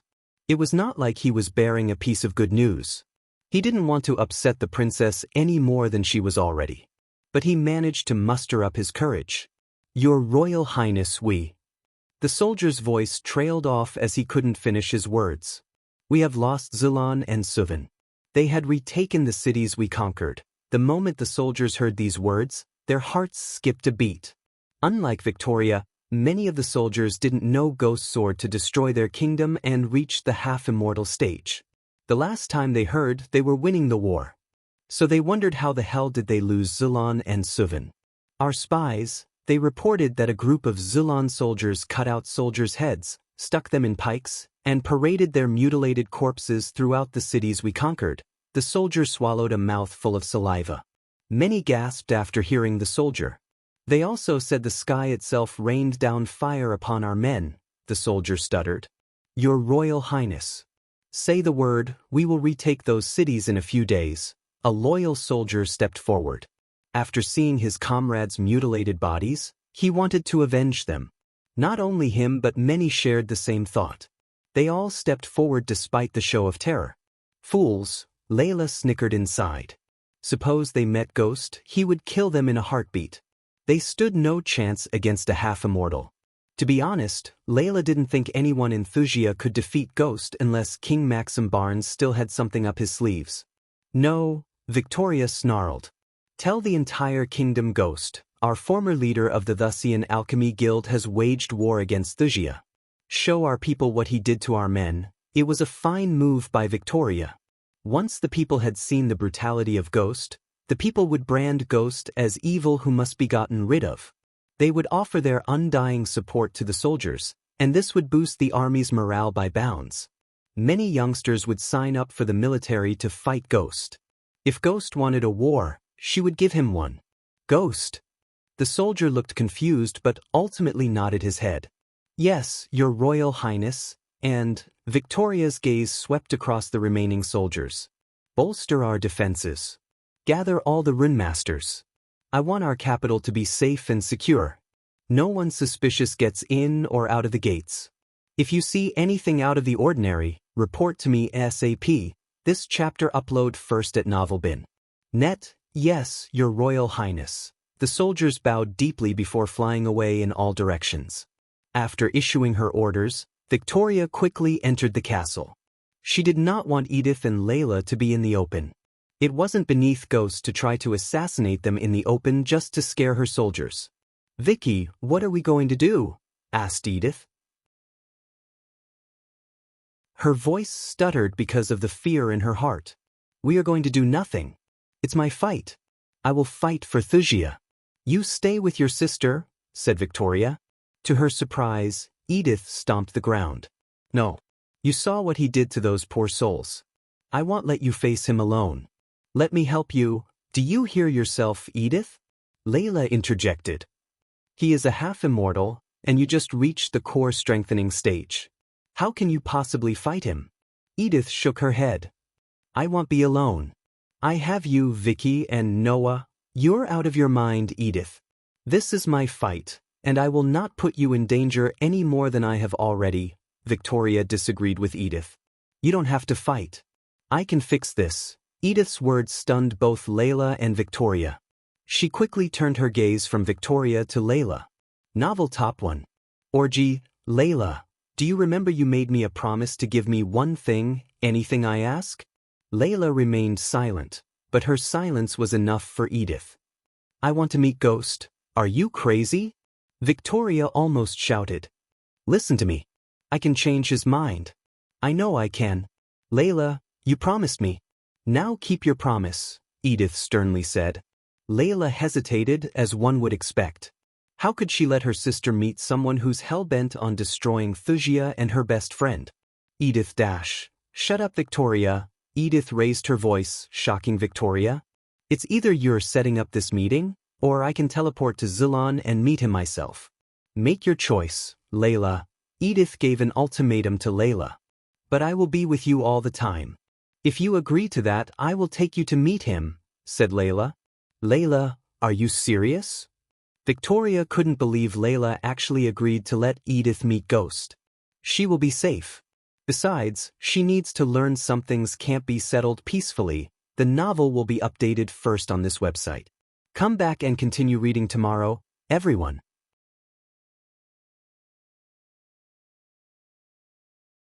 Chapter 700. Plan of attack. As the sun's rays cast an orange hue on the room through the golden curtains, Michael and all of his allies gathered in Zulan around an oak table. They had the map of Ithilin on the table to plan their offense. With a half-immortal by their side, for the first time, they all felt confident about defeating Thusia once and for all. We have 4 cities in Ithilin, Yagner pointed at the map. All of them were turned into dukedoms by King Maxim. Golden Port, Diamond Valley, Valeria, and the capital, which is now called New Thusia. Yagner pointed at the 4 cities of Thusia to everyone. Michael studied the map carefully. Being a half-immortal didn't mean he could rush into battle half-assed. Just like ever, he planned his actions carefully. Looking at the map, Michael realized why Maxim Barnes picked Ithilin as his new kingdom. Ithilin was a large island near the mainland. The only way to reach Ithilin was the bridge between Northgard and Ithilin. Hence, why Maxim conquered Northgard immediately after conquering Ithilin. The kingdom was like nature's favorite child. Various mountains, lush forests, and treacherous swamp lands riddled the kingdom. To reach the capital, they had to go through everything. Marching through the treacherous terrain of Ithilin would not only exhaust the army but also make them sick, especially on a cold winter like this.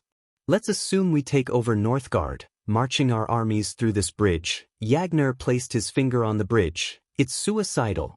If I was Maxim Barnes, I would destroy the bridge when the army is in the middle of it and end the war before even it began. We cannot fly above the bridge because almost 80% of our army consists of soldiers below the core formation stage, said General Bryce.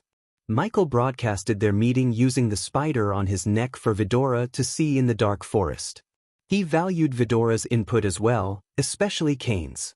Besides, this would take their mind off of what they had heard from Yugashiku. What about sailing our armies from Crystal Ocean to the Golden Port? Asked Michael. The allies frowned. His suggestion seemed borderline stupid because none of them had a large fleet big enough to hold all their soldiers and fight the mighty naval force of Thusia. Not an option unless you have a fleet hiding in your backyard, chuckled Prince Devarius. But a smile formed on Michael's face, catching them off guard. They didn't know he had a fleet twice the size of the Thusian naval fleet in the southern continent. Unfortunately, the Guardian Guild knew the fleet belonged to the Dark Lord. Using this fleet would put Ghost closer to the Dark Lord. Many might think Ghost was an underling of the Dark Lord. A few hours ago, Michael was in his room in the dark forest. Vidora and Nightmare slept peacefully between him and Gaia. Unlike them, Michael was awake. He couldn't sleep. My lord, suddenly he heard the voice of Azazel. Lady Arya has some valuable information she needs to tell you. I'll be there. Michael placed a gentle kiss on Gaia's forehead before rising up from the bed. Since Gaia had to lead an army soon, Michael ordered her to get some rest. Her body and mind need to be fully rested so she can lead the army to victory. Michael put on his dark armor before leaving the room for the surveillance room. My lord, Michael saw Arya kneeling down in the mirror. He placed her in Ithilin, right under Maxim's nose, to spy on him. Without Arya's skills, he couldn't have put the blood tonic in Valeria's body. Although it was risky to keep Arya in Ithilin for a longer period of time, Michael decided to do just that. As a result, Arya was able to get some juicy information. King Maxim Barnes has entered secluded cultivation. He has put Princess Victoria in charge of everything while he's away. He's getting desperate, Michael mumbled. This chapter upload first at Novelbin. Net, if you want to read more chapters, please visit Novelnext. To experience faster update speed. Michael recalled the conversation he had with the system a few weeks ago before Michael met Victoria in the Akilan realm. This conversation was what pushed Michael to openly wage war against Thusia. System, what if Maxim tries to use the cosmic energy to reach the half-immortal stage or beyond? You recommended me to go to war with them, but they do have the cosmic stream. Yes, true. But thanks to the host for upgrading the system could shed some light on the cosmic stream. For example, although the cosmic stream is a powerful source of energy, it's extremely unstable and volatile. Without proper filterings and transitions, absorbing the cosmic energy too quickly could result in an atomic explosion. Michael was shocked but delighted at the same time. Also, if Maxim Barnes reached the half-immortal stage or beyond, as you said, using the cosmic energy without absorbing the energy at a slow pace, his power would be erratic. I can explain what would happen to him in great detail, but long story short, the longer he uses unstable cosmic energy, the more he would become weak and prone to explode. So tell me, system, do you think the explosion would be big enough to wipe out the entire kingdom? Asked Michael. He didn't even flick to ask such a question. His hatred toward Wuxia knew no bounds. He wanted the entire kingdom to be in ashes, just like they did to his sanctuary. Yes, said the system. But the system recommends the host to act quickly. The cosmic stream is not an infinite resource. The more Maxim Barnes and his people use it, the less for you and your subordinates. Michael nodded. Host, you know the map of Ithilien. You know there is no way you can march an army through the land. Your only option is to transport your soldiers via the naval fleet. But if you choose to use your fleet in the southern continent, it will lead people to believe Ghost is a subordinate of the Dark Lord. Surprisingly, Gaia asked the same question to him. There was no other way. If Michael himself fought the Wuxian army without allies, he would be exhausted. Michael doubted Maxim wouldn't capitalize on this opportunity. At that time, Maxim Barnes would bombard him with attacks. The worst-case scenario would be Michael barely escaping Wuxia alive. The best-case scenario would be Michael somehow killing Maxim Barnes. Either way, the revenge plot wouldn't go as he wanted it to. Sometimes we have to take risks. I believe this is my time, said Michael. Ever since he first became Lucifer, he had a feeling that one day his identity would be exposed. Living two different lives was never an easy thing to do. For some reason, he deep down felt continuing to live two lives would only make both of his lives harder. It took a toll on his mind. As a result, Michael felt his mind wasn't functioning to its full potential. This war might finally end the life of Ghost and start the life of the Dark Lord. As a matter of fact, I know someone who has, said Michael. Really? Yagner was pleasantly surprised as Prince Devarius became excited. With a large fleet, there opened many possibilities for reaching Wuxia. The best one was to go through the Golden Port. May we ask you who and where they have this fleet? Asked General Bryce. You don't have to worry about that. Tell me, how many ships are in the Wuxian naval army? 1,500, give or take, said Prince Devarius. How many galleons, frigates, and man-o'-wars? Asked Michael. We don't know the exact number, but our spies saw 12 man-o'-wars among the fleet, said General Bryce. It was indeed a terrifying number of ships.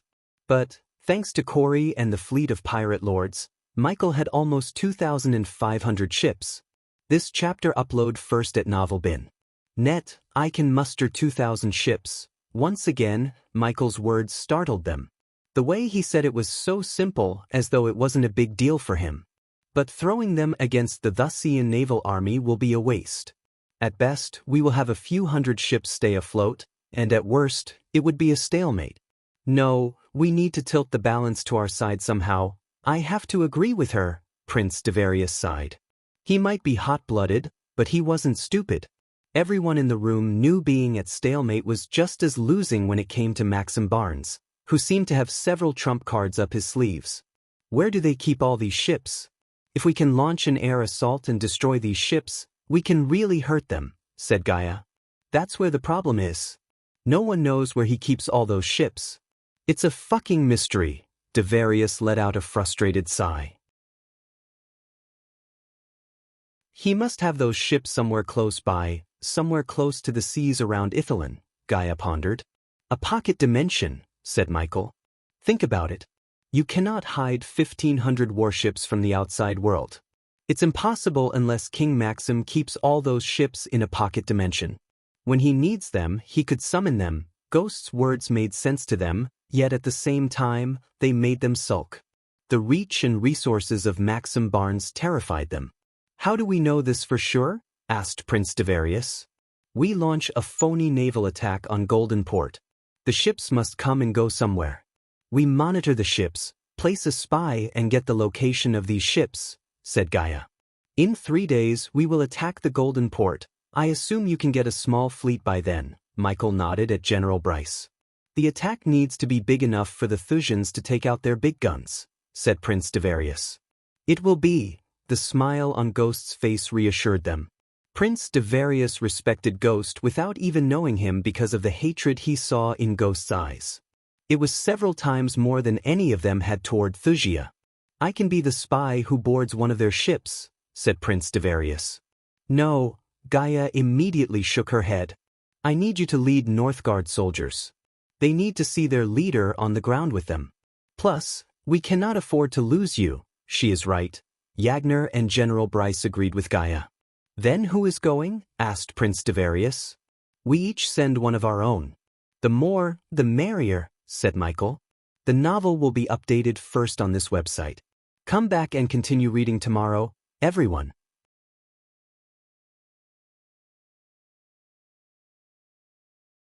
Chapter 701. The meeting between Edith, Layla and Ghost. Michael and Gaia finished planning for the day and exited the room. Prince Devarius needed rest and a good meal after being tortured by the Thusians. Michael stayed in King Gunnar's castle. After the meeting, Gaia finally left for the Kane castle. Michael teleported to the royal land. He himself was about to leave for the floating mountain given to him by Eve's father when he heard a melodious thunderclap reverberate throughout the castle. "My lord, Lady Alden and her sister Edith want to meet you," Michael heard Azazel's voice in his head. Layla was still wearing the spider pendant Michael gave her. Therefore, Azazel was able to see everything Layla saw. "She is here," Michael said. He calmly walked out of the castle to see several soldiers gathered in the front yard. They all mistook Layla for an intruder. General Bryce stood in front of the guards, fully armed to the teeth. "Master Ghost, did you hear that?" asked General Bryce. Michael nodded. General Bryce and the soldiers became a bit relieved after they saw Michael. He waited for Layla to appear before him. To his surprise, only a golden parchment appeared in the air. It slowly floated down to Michael and landed straight in his hands. "General Bryce, do you know where this charming shrimp restaurant is?" Michael's question slightly surprised General Bryce. This place was very famous for seafood. Granted, this place served delicious food, but he doubted this was the right time to satiate Ghost's hunger for seafood. "It's a few blocks away from the castle." Nonetheless, General Bryce answered him truthfully. After all, Ghost was a half-immortal. "Show me the way." "Someone wants to meet me." General Bryce personally led the way to the restaurant. The place was closed due to the recent war between Suvin and Thusia. When Michael reached the place, he sensed the presence of Layla and Edith. "You can go now, General Bryce. You have nothing to worry about." Michael dismissed General Bryce with a pat on his back. Afterward, Michael descended to the ground. The people on the streets immediately stopped murmuring. Many looked at Michael with eyes full of fear and reverence. Ignoring the gazes, Michael opened the wooden door. As he entered the restaurant, he was welcomed by a clean, tidy restaurant. The place was nothing like Hades in terms of grandeur. It had several round oak tables clothed in white sheets. The chairs looked comfy enough. At the corner of the restaurant, Michael saw Layla. Images of their last meeting in the rain flashed across Michael's eyes. When she saw Michael, her eyes glimmered with a mix of joy, sorrow, and shock. A gentle smile emerged on Michael's face. But the smile disappeared when he saw Edith. She reminded Michael of Victoria. Michael slowly made his way to their table. Except for a young girl, the restaurant looked empty. Michael slid into his chair and leaned back against the wall. He signaled the young girl to come to them. "Just hot water for me," said Michael. "Nothing for us, thank you," Edith dismissed the girl. Michael wondered why Layla was here to meet him with Edith. But they didn't utter a word. Instead, they waited for the young girl to come to their table with Michael's hot water. Michael noticed Edith glancing at him with mixed emotions. Fear and anger glimmered in her eyes. My lord, finally, the young girl brought a glass of hot water. She broke the silence that enveloped them. Thank you, dear. Michael gave the young girl a gold coin before dismissing her. After she left the place, Michael turned his gaze toward Layla and Edith. How are you, Layla? Asked Michael. Doing well. What about you? This chapter upload first at Novel Bin. Net if you want to read more chapters, please visit Novel Next. Com to experience faster update speed, never been better, Michael winked. So tell me, why did you want to meet me? I don't have all day, you know. I have a war to fight. Michael took a small sip of the hot water. I want you to stop what you're doing. Michael almost spurted out the water in his mouth when he heard Edith. Excuse me. Michael placed the glass down with an amused smile. I want you to stop killing Thusians, said Edith. Michael glanced at Layla for a moment. Judging by the look on her face, this wasn't her idea. That was sure. Layla even looked a bit embarrassed of Edith's naivety. So it's okay for the Thusians to kill the soldiers of Zilon, Suvan, and Northgard? Michael tilted his head. No. But it's between those kingdoms. None of them put the mutilated bodies in wooden crates and sent them to Thusia. You paraded their bodies through the cities, Edith growled. However, Michael responded with a slight smile. Let me get this straight, Michael chuckled. You're saying it's okay for Thusia to slaughter all those soldiers, take away their homeland and hang those who resist, but I cannot help them retake what they lost? We both know you are not helping. You're using them. I know what happened between you and Thusia, Ghost. I know. The smile on Michael's face disappeared almost immediately. Instead, a murdering cold look glistened in his eyes. The temperature in the place dropped by several degrees. Layla could feel the killing radiating from his body. She had never felt such killing intent ever before in her life. Listen to me. King Maxim Barnes and Victoria didn't have a choice. I am not defending them for what they did, but they were desperate. If they didn't take it, the Thusians would have gone extinct. As a king and a princess, they did what they had to. Michael's hands shivered. The veins in his eyes popped, making his eyes bloodshot red. His gaze slowly turned to Layla. Do you know what the Thusians did to me, Layla? His voice was cold. Layla shook her head. And I am not here to broker peace between you and Thusia. I am here to protect my little sister. Michael was somewhat calmed by her response.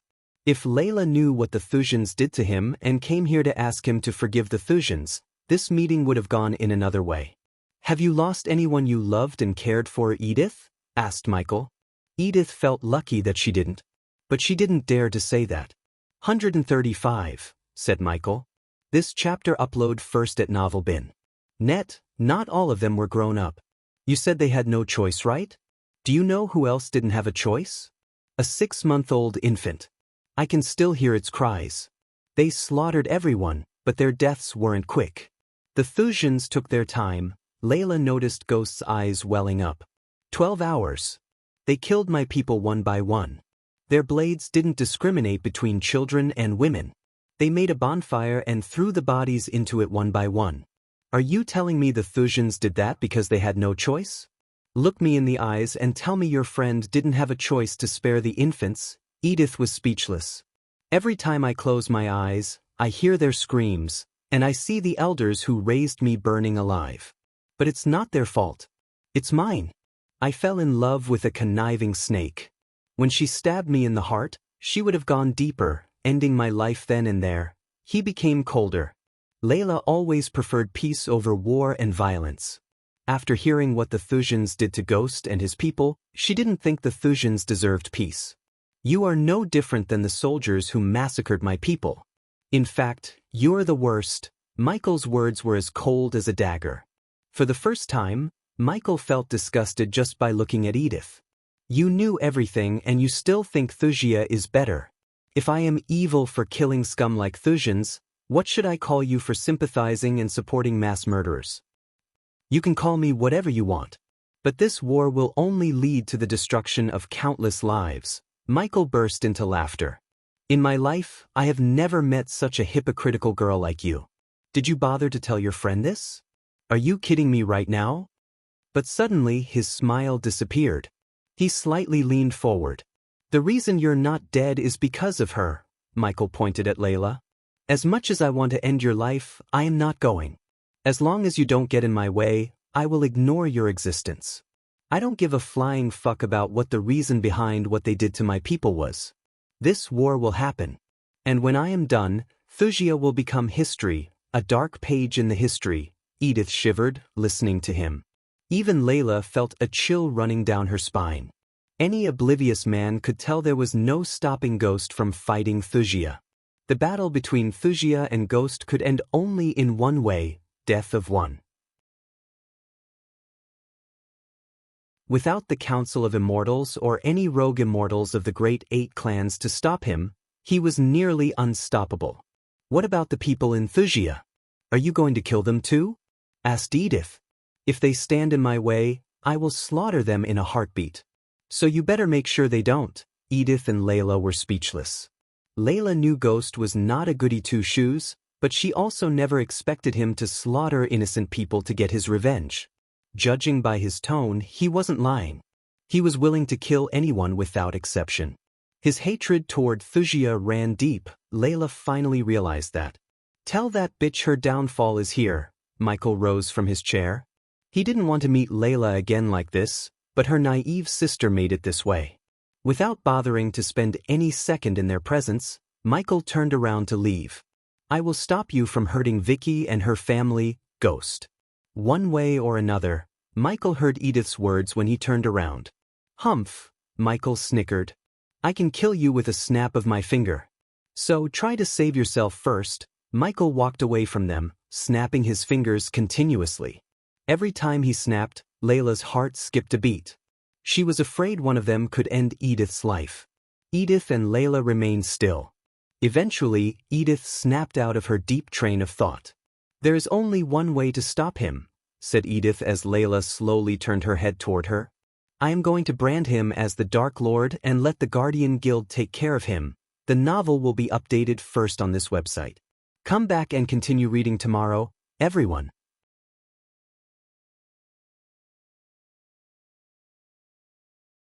Chapter 702. Let go of Ghost and become the Dark Lord. Michael used the runic teleportation to reach Big Bertha, anchored in the southern continent ocean. When he appeared in the captain's cabin, he was welcomed by Corey and Eladir. Are the ships ready? Asked Michael. Since he was in his Dark Lord persona, his voice was thick and demonic. Yes, my lord, Corey bowed.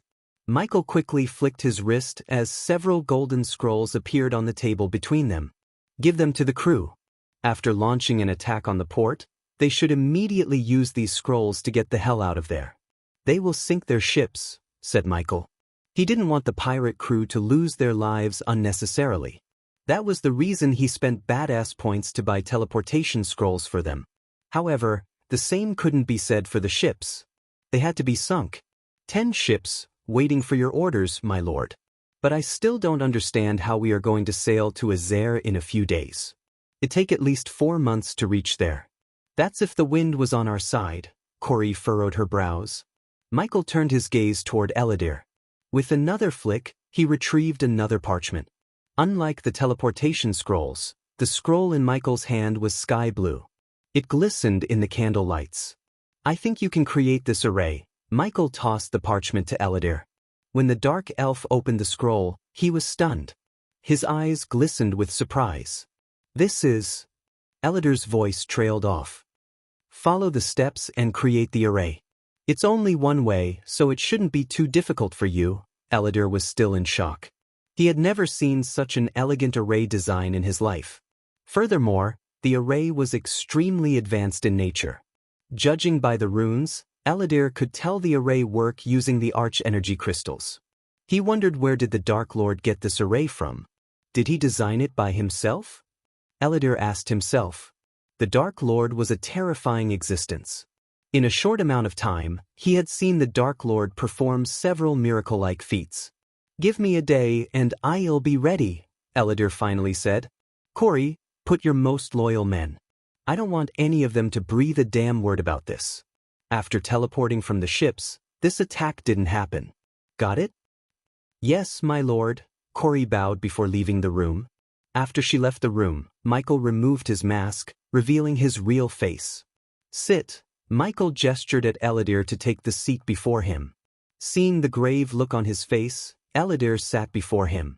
He could tell the Dark Lord was going to ask him something. Sometimes, Eladir felt pity for the Dark Lord. With his talents, he could have lived a lavish life to the fullest.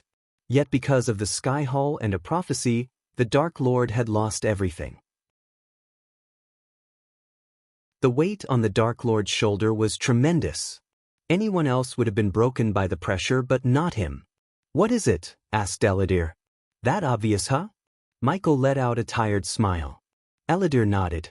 Anyone could tell he was worried by the look in his eyes.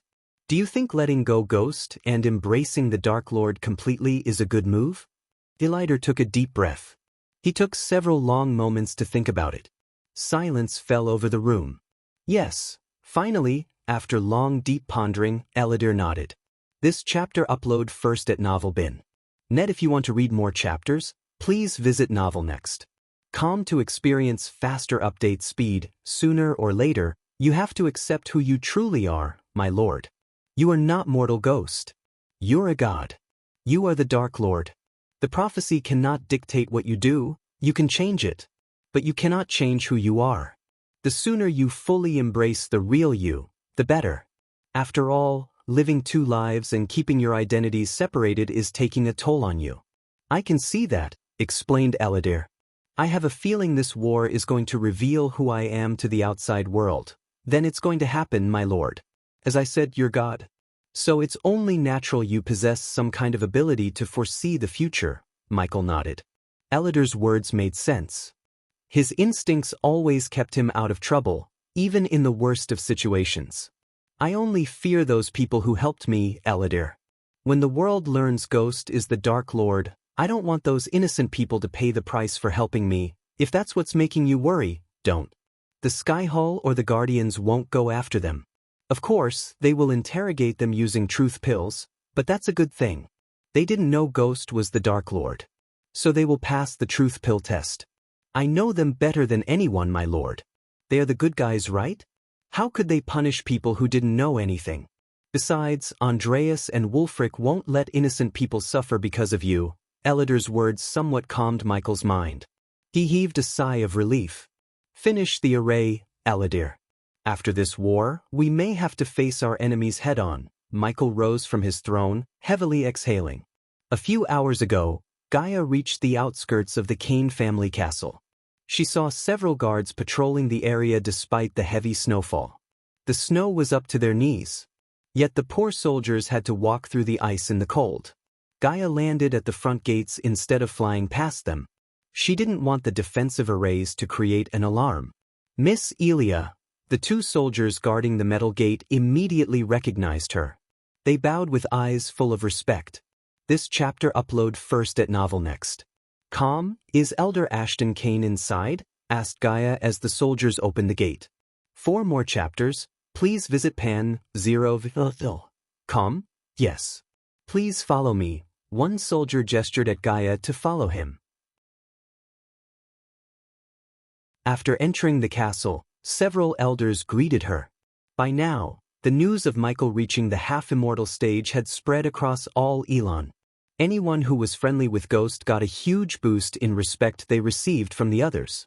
The Kane family benefited from Michael's breakthrough more than him. Due to their relationship with Ghost, all their rivals, including the Fisher family, backed away from any rival territories. Some families even tried to become allies of the Kane family so they could escape being wiped out by the half-immortal Ghost. The elders of the Kane family immediately led Gaia to their guest room. They politely asked her to wait till they sent Elder Ashton Kane to meet her. Gaia sat on her chair with one leg atop one like a queen. How may I address you now? Gaia turned her head to see Ashton Kane walking into the room. He dismissed the guards behind him with a wave of his hand. It depends, said Gaia. Depends on what? Asked Ashton Kane while taking his seat a couple of meters away from Gaia. Depends on what you know about Adelia Ashton. As soon as Gaia asked this question, the calm smile on Ashton's face froze. Shock and surprise glistened in his hazel eyes. His silence revealed the fact he knew something about her mother. Gaia pressed him further. What do you know about the Queen of Nagaland? Gaia rose from her chair. Unlike a few months ago, Ashton Kane was not the strong one in the room. Gaia had reached fusion stage level 10. Coupled with the first energy coursing through her veins, she could easily slaughter Ashton Kane if she wished to. After all, he was only at fusion stage level 5. As she walked toward him, the temperature in the room fell by several degrees. I know she teleported here. Is it a coincidence you and she share the same name, Ashton? I don't think so. This chapter upload first at Novel Bin. Net Ashton Kane felt the air around him becoming thick. Breathing became harder as she moved closer. Tell me, Elder Kane. I don't want to hurt you, said Gaia. The Kane family elders were their allies. That was the sole reason Gaia was asking instead of torturing Ashton Kane. You can kill me, but you won't get anything about her, Ashton Kane growled. If you care about her, you have to tell me everything you know. Gaia grabbed Ashton by his shoulder and lifted him up. But why do you care? Asked Elder Kane. Instead of an answer, he saw Gaia's pupil transform into a cobra's. Her snake-like eyes turned predatory. Ashton Kane's heart skipped a beat. Not because of the sudden change in her eyes, but because he had seen these eyes before. Adelia, Ashton Kane mumbled. Gaia released his shoulder in shock. You are her daughter, Gaia. Ashton Kane realized the truth. Although her face was nothing like he had seen in the portraits, those eyes were undoubtedly Adelia's. Ashton's eyes welled up as he was searching for Gaia for years. Yes, Gaia took a deep breath before removing the mask from her face. She revealed her real face. I am Gaia Ashton, the Princess of Nagaland. Ashton Kane stumbled back in utter shock. He couldn't believe what he was searching for was in front of him all this time. Seeing the tears rolling out of his eyes surprised Gaia. It symbolized the strong connection he shared with her mother. Gaia wondered who he was to Adelia. My mother is in trouble. You have to help me find her. Pian, Dan Zero Vel. C0 I know. Follow me. Ashton Kane wiped off the tears from his face and gestured at Gaia to follow him. She nodded as she followed him behind to another room. He flicked his wrist, forming a translucent shield around them so no one could eavesdrop. I can't believe it's you. Ashton Kane closed the curtains, talking to Gaia. The last time I saw you, you were so little. The room grew darker, but Ashton quickly lit up the candles. Gaia noticed a great concern in his eyes. Who else knows about your identity? Ghost? He knows, Gaia nodded. Do you trust him? With my life. Now it's your turn to answer my questions. What do you know about my mother?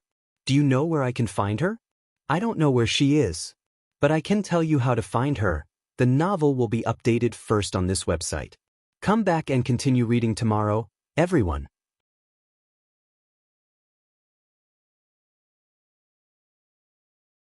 Chapter 703, Gaia's Real Father, How? Gaia almost immediately asked Ashton Kane. Before I answer that, I need to know how you regained your ability to cultivate again. When I went to Nagaland, they said Zanali broke your meridians. Ghost cured me, answered Gaia. So he knows the real you? Gaia nodded. Don't only be a couple. Be best friends. That's what makes your life worth living, said Ashton. Gaia noticed a tinge of sadness in his eyes. Is that what you and my mother are? Best friends? Ashton Kane sighed. We grew up together. Can you believe it? Ashton Kane let out a miserable chuckle. Gaia's eyes went wide in shock. Her mother was not only a Naga but also a royal. She wondered how a human like Ashton Kane ended up growing up together with her mother. According to her memories, her mother always talked down on humans to the point Gaia thought she hated them. I was a commoner, and your mother was the princess. But she was not like the other Nagas you know. She was different. Granted, she was as cruel and ruthless as they come, but to me, she was kind, playful, and my best friend. Ashton began to recall his childhood with Adelia. Gaia listened to him in complete shock. Her mother was not any one of those things. Yet, she couldn't see any signs of Ashton lying either.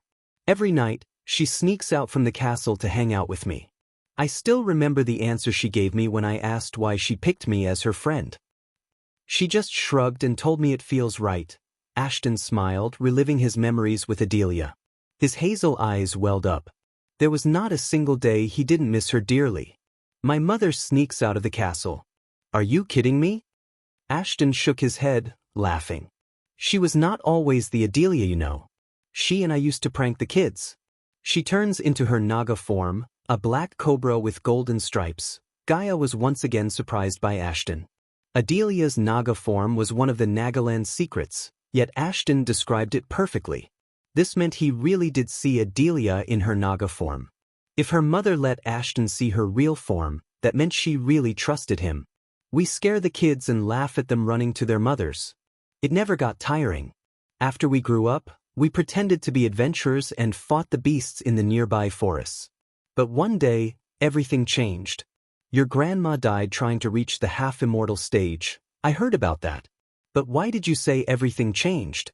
Asked Gaia. After your grandma died, your mother changed. It was like a great burden was put on her shoulder. She was never the same again. Gaia immediately recalled what Eladir told her when they first met him in the Akilan realm. Gaia's bloodline served the order. Their real last name was Wraiths.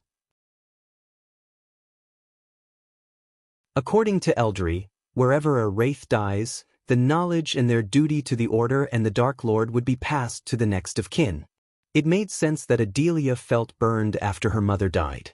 No matter how many times I asked her, she wouldn't tell me. After some time, she used her contacts in Elon and changed my name from Patrick to Ashton.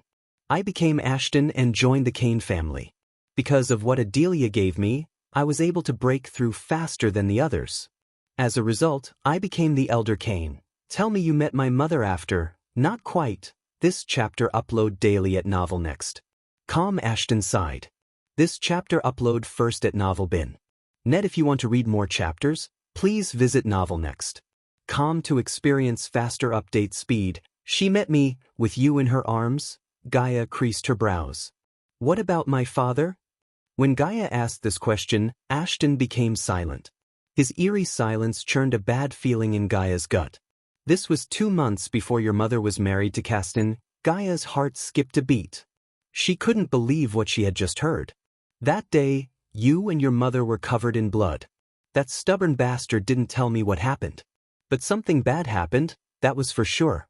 Your mother hid you, and in 2 months, she married Castien. After 10 months, they announced you were born. Your mother must have put a spell on you to keep you from growing up. Did I born to my mother and Caston? With a heavy heart, Gaia asked the question. Her voice trembled. I fear not. Ashton's answer shattered Gaia's entire world. She felt the world around her spinning. Her whole life, she had believed Caston was her father. But if Caston wasn't her father, then who was? The question wreaked havoc in her mind. Who is my father? Only your mother can give you the answer, Ashton Kane sighed. Tell me, how do I find my mother? Ashton opened his mouth and was about to answer Gaia when someone knocked on the door. My lord, it's important. A gentle voice appeared from the other side of the door. Ashton furrowed his brows. It can wait a little bit longer. Ashton's tone oozed with anger. Please, my lord. You have to hear me out. Ashton banged the chair's hand. Gaia sensed a body-refining stage cultivator outside. She just thought it was a maid. However, Gaia wanted to get the answer to her question first. Unfortunately, Ashton Kane was already at the door. The door slowly creaked open. What? Ashton growled. But his growl turned into a gasp. He clenched his throat as he stumbled back. Gaia was stunned. Everything happened so quickly. To her shock, there was no one outside the door. She dashed at Ashton Kane, who collapsed to the ground, holding his throat. Blood spurted out of Ashton's throat. His body twitched. Gaia immediately poured the healing potion down his throat, but the wound that should have been closed didn't. She took Ashton's head on her lap as he touched her face with his blood-soaked hand. Tears rolled out of his eyes. A pained smile appeared on his face. The Dark Lord has to reveal himself. He could barely utter these words through his slashed throat. In public, his real identity, your mother. Well, Find you? The light of life slowly faded away from his eyes. Gaia frantically looked around to find the one who was responsible for this. Tell Adelia, I never stopped searching for her. Ashton Kane's hand dropped to the ground as his breathing finally stopped. Gaia's mind went completely blank. She couldn't think straight. But she could hear several footsteps rushing toward her. She had only a few seconds to react. If the elders of the Kane family saw her like this, they would definitely think she killed Elder Ashton Kane. That would turn them against Ghost and her. Whoever killed Ashton wanted that to happen, and Gaia had a few seconds to prevent that. She quickly retrieved a dagger from her space ring and stabbed herself in the chest. Blood sprayed out of her chest, turning her white dress red. She threw the healing potion on the ground as the glass vial shattered into pieces. The blood loss made her vision blurry. Before falling down beside Ashton Kane, she put the dagger into the interlinked space ring to send the bloody dagger to Michael. What happened? Elder Kane. Healers. This chapter upload first at Novelbin. Net call the healers. Oh my god. Several people shouted. Gaia couldn't see their faces but heard them clearly. They rushed at them. Elder Kane. He is dead. Miss Elia. Quick, she is alive. Gaia's vision finally turned completely black. The Kane family soldiers quickly carried her to the healers themselves. If Gaia were holding Elder Kane on her lap, they would have mistaken her for the killer. Her quick thinking changed that. She plunged the dagger right through the left side of her chest, barely missing the heart. Therefore, the healers or the Kane family members wouldn't even imagine Gaia stabbing herself. A few hours later, Gaia slowly opened her eyes. When her vision cleared, she saw Michael sitting beside her on the bed. She slowly rose up. Easy there. Michael wrapped his hand around her shoulder, helping her up. Gaia noticed several Kane family elders, all new faces staring at her. Elder Kane, Gaia mumbled. He's not with us anymore, Michael softly said. Master Ghost, an ashen-haired man in his middle age, stepped forward. He had the demeanor of a warrior and a leader. Judging by the fancy robes he was wearing, anyone could tell he was of a higher status than the rest. Please, we need to know who killed Elder Kane, the man growled. He was the house head, Leonard Kane. An assassin, said Gaia. Several elders gasped in shock. They couldn't believe an assassin had made his way into the castle, killed Elder Kane, and escaped the castle undetected. Seeing Leonard frowning, Michael raised his brow. What were the guards doing? Michael's cold voice sent shivers down their spines. Can you tell us what you and Elder Kane were talking about? Leonard asked Gaia. It was obvious Leonard had some doubts about Gaia. Michael could see it in his eyes. The only reason they were having a conversation instead of a battle was Michael's half-immortal cultivation stage. Gaia looked around as though she couldn't speak in front of all these people. Deep down, she quickly fabricated a believable story. You can trust them, said Leonard. Elder Kane was asking me to find the traitor among your family. She dropped a shock bomb on them. Not a single one who heard her remained calm. He believed the Kane family was infiltrated.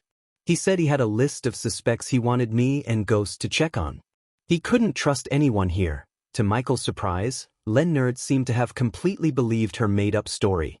He watched what happened through the spider on Gaia's necklace. But judging by Leonard's look, the Kane family might really have a spy among them. Did he tell you where this list is? He was about to when someone knocked on the door. He went to check. Everything happened so quickly. The assassin was too fast. Until she got hurt, a mole among you wasn't my business. But now it is, Lord Leonard. Did you know about this? Asked Michael. Everyone clear the room, Leonard ordered the elders. The elders seemed a bit reluctant, but ultimately, they left the room. The novel will be updated first on this website. Come back and continue reading tomorrow, everyone.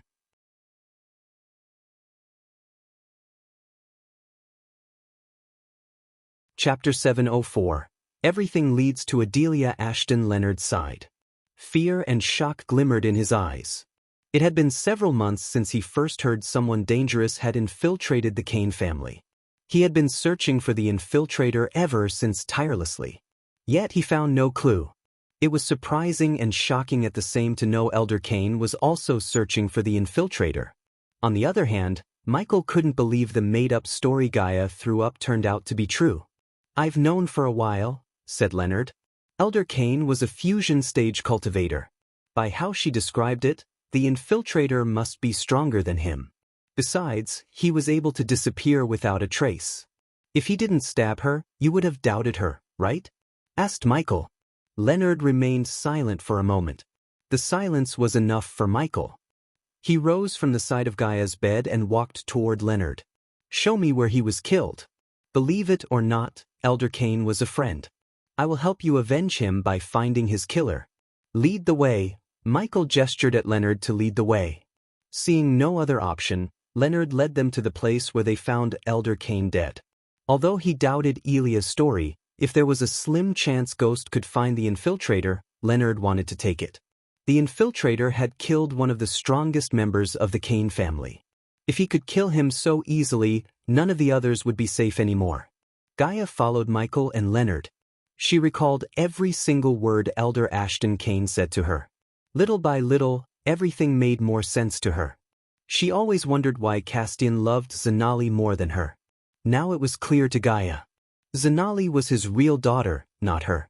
That was why he gave the throne to Zanali instead of her. Did he know? Gaia asked herself. She wondered whether Castian knew she wasn't his daughter or not all this time. The hallways were riddled with Kane family guards. Everyone looked terrified, especially the maids and servers. Their faces were pale as paper. When they saw Leonard, they bowed with respect and a tinge of fear in their eyes. Michael silently followed Leonard to Ashton Kane's room. To Michael's surprise, the hallway and the room were empty. "I ordered no one to return to this place after taking his body away," Leonard said. The death of Elder Kane extremely saddened him. Michael squatted beside the puddle of dried blood. Then, with a flick of his wrist, he conjured a violet orb of light. Strangely, the moment the light fell on the ground, Leonard saw several footsteps. A bunch of footsteps was clustered around the blood. "I assume no one can teleport in or out of the castle," said Michael. Leonard nodded. "Yes. We have protection runes all over the castle." It's not possible to use teleportation within these castle walls. Michael expected this. He doubted whoever killed Ashton could have teleported. It was not like he had a system at his disposal. Among the cluttered footsteps, Michael noticed a distinct set of footsteps. Unlike the others, this footprint had toes. It was clear that they didn't wear any boots or shoes. "You see that?" Michael asked Leonard. "Why would anyone avoid wearing boots in weather like this?" Michael followed the footsteps. These footsteps came and went in the same direction. Leonard and Gaia followed Michael behind. While following the footsteps through the hallway, Michael noticed strange behavior. Wherever there was a window, the footsteps moved away from it as though the person was afraid of windows. Everything started to make more sense to both Michael and Gaia. They followed these footsteps to the hall where many elders and soldiers gathered. "What's happening? What is that like?" "Look at the footsteps," the people gathered around the hall mumbled. When they saw Leonard, they became silent. Thanks to Michael's acute vision, the footprints on the hall didn't confuse him. He was able to follow his target without a hitch. He continued to follow the footsteps out of the hall into another hallway. "Where was he going?" asked Gaia. Leonard slightly shivered. Surprisingly, there were no other footprints in this hallway dimly lit by chandeliers. They followed the footsteps until they came in front of a fireplace. The footsteps, however, went into the fireplace, which meant there was a secret passageway behind this fireplace. Michael turned around. "Lord Leonard." Michael looked at Leonard. Judging by the dark lines on his forehead, it was obvious not many people knew about this passageway. In other words, whoever killed Ashton knew more about the castle than most of the Kane family members. "Not many knew about this, did they?" asked Michael.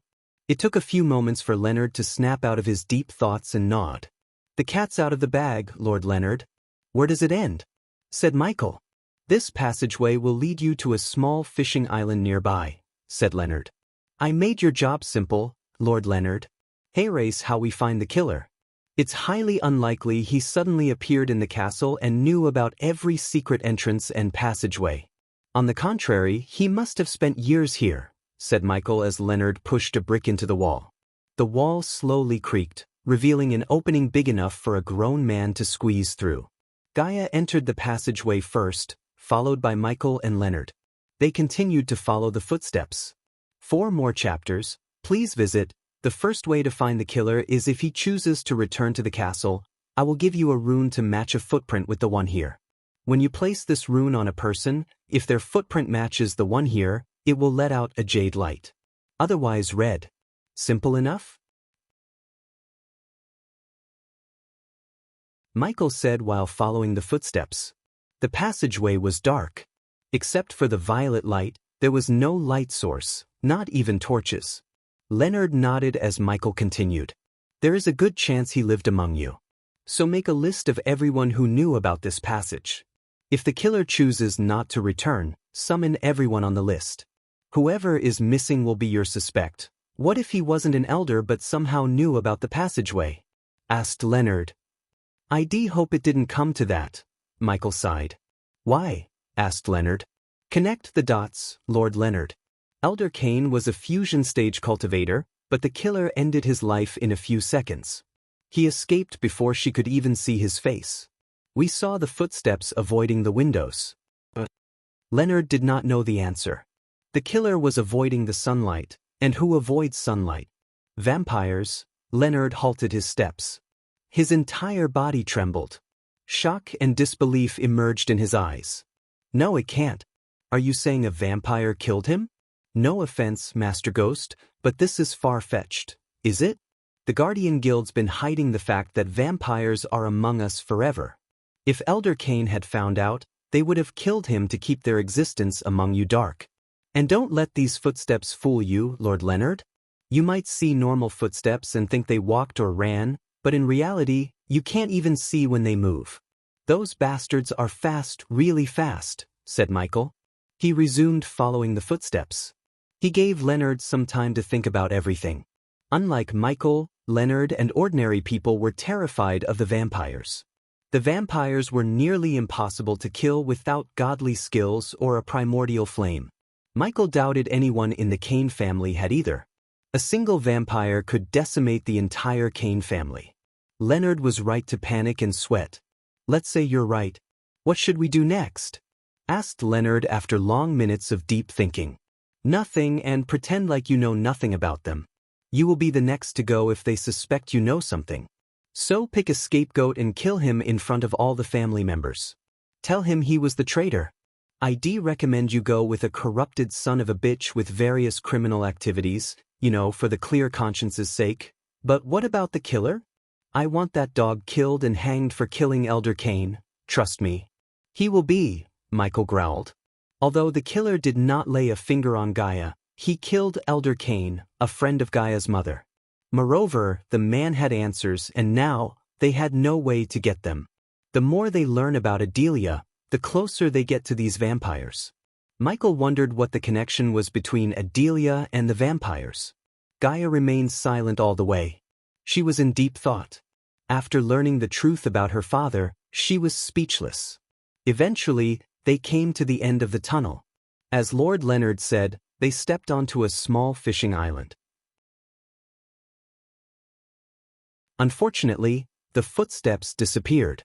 Because it was winter and night, there was no one outside. All Michael could see were fishing nets, poles, empty baskets, and a frozen lake. Lord Leonard, Michael turned his gaze toward Leonard. I said everything I wanted. But at the end of the day, it's your decision. Make a wise one. I will honor Elder Cain when I finish everything I must. Michael patted Leonard on the shoulder before ascending to the air with Gaia. In a blink of an eye, Leonard saw Michael and Gaia disappear, leaving a trail of golden lightning. Michael, I know everything. Michael stopped flying above the clouds.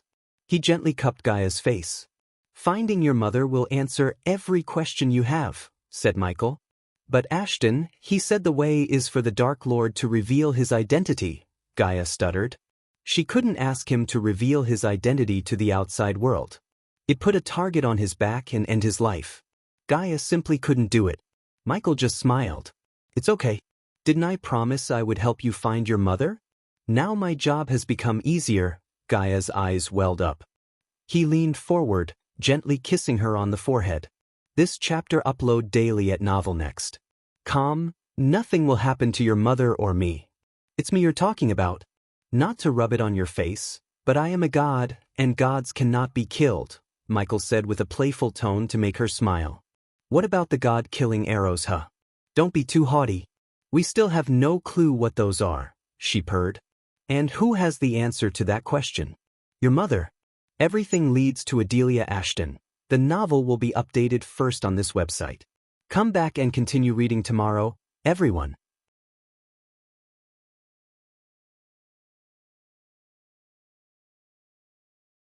Chapter 705. Attack on the Golden Port. After leaving Kane Castle, Michael came directly to the southern continent. He spent a day meditating. Meanwhile, Eladir was completely drowned in creating a teleportation array. Corey helped him with supplying the required arch-energy crystals. Surprisingly, Eladir and Corey became closer than anyone would expect. At first, Eladir was annoyed by her curiosity. But after spending a few hours, he found out that he liked explaining how the runes and arrays worked. Once they became close, they both lost track of time. When the sun rose the next day, a 5-meter radius chakra glowed on the surface of the blue ocean. Corey and Eladir watched their handiwork from the upper deck of a frigate. You can now contact the Dark Lord, said Eladir. Although he didn't show any expression, he was extremely proud of his work. Shouldn't we check if it's working first? Asked Corey. Eladir chuckled. I'll work. His eyes brimmed with confidence. Following his answer, Corey did not question him. Instead, he contacted the Dark Lord. My lord, the array is ready. Gather the attack team. She heard the Dark Lord's words in her head. It took Corey almost 30 minutes to bring all the ships together. Finally, she ordered the crews to board the leading frigate. As they were waiting for the Dark Lord, he appeared out of nowhere with the Dark Queen. My lord, all of them bowed their heads. Some had fear, and some had absolute reverence in their eyes. You explained the plan to them? Michael asked Corey. Yes, my lord, she nodded. I will go through it again just to be safe, said Michael. His gaze swept across the crew. They planned to send 8 ships to attack. Since they were not going to sail back to the southern continent, Michael ordered Corey to put the least crew possible in each ship. Hence, the total number of crews in this operation was 96. 12 crew members for each ship. Listen, you will all be teleported to the Azair continent. Your target is Golden Port. The crew members gasped in shock when they heard they would be teleported. These simpletons had never experienced teleportation or any magic in their life. They only heard about it. Your mission is simple. When you see the port, fire the cannons but do not sink any ships docked there. When you fire several volleys of cannonballs, the Golden Port Naval Army will arrive. Fire at them and use the teleportation scrolls given to you. Unless you want to get sunk with the ships, don't try to be a hero. The pirates bopped their heads up and down. Now go have fun. Michael dismissed the crew. After the pirates left the ship, Corey looked at Michael for her next order. Assemble our fleet and tell them to be ready. We will go to war any second from now on. You will know the details later. As you wish, my lord. Any problem building the mortars? Asked Michael. After fitting Big Bertha with mortar, Michael ordered Corey to build more mortars and fit them in every ship in his fleet. He was still thinking of a way to improve the mortar in Big Bertha. He wanted it to be the best of the best. After the Thusian War, Michael decided to spend his time improving Big Bertha in every way possible. Only one thing stood between him and upgrading the ships to their full potential and beyond, the blacksmith trait. Just a few hiccups in procuring the materials. Other than that, everything is going smoothly, my lord. Coordinate with the twins and let them get the materials. Already talked to them, my lord. Michael was pleased by her answer. Corey was taking the initiative as he told his subordinates to. Once he finished his war, he could finally focus on making them stronger. The cosmic stream would help him achieve his goal. Good. Michael patted her on the shoulder. Excitement coursed through her veins. After dismissing Corey, Michael, Eladir, and Gaia leaned on the rails, taking a look at the glowing array on the ocean. Gaia, go to the Golden Port with Nightmare and wreak havoc. Michael reminded Gaia of her part in the plan. Their plan was to bring out the Wuxian naval army instead of a fusion-stage cultivator. If the Golden Port dispatched one to take care of the pirate ships instead of their warships, this plan would fall apart. Hence, Michael decided to send Gaia and Nightmare. This way, even if the Golden Port dispatched a fusion-stage cultivator, he or she would be occupied with Gaia and Nightmare. The Thusians would be forced to bring out their warships at that time. Once Michael had learned where the warships were coming from, he could destroy them and ensure his victory in a naval war between Thusia and him. Meet you there, Gaia nodded as she disappeared from their sight. You're doing this, huh? Said Eladir. Yes, but before that I have to go meet Mugashuku. Why? Eladir creased his brows. He couldn't think of a reason why the Dark Lord wanted to meet the dormant Hydra in Stormville Mountain. Why would anyone want to meet that terrifying existence? Eladir questioned himself. For now, the southern continent is his world. We need his support and permission to claim it as ours, said Michael. In other words, Michael wanted Mugashuka's backing against the Skyhall. After revealing himself as the Dark Lord, the Skyhall would finally make their move and bring the full wrath of the place down on Michael. To survive this, Michael needed to fall back to the southern continent. Michael doubted the Skyhall would dare to piss off something that could end this world in a few hours. Unfortunately, Michael had to spend almost all the badass points he received by slaughtering the Thusians to find the Queen's soul piece's location. Nevertheless, he hoped it was enough to get Mugashuka's backing.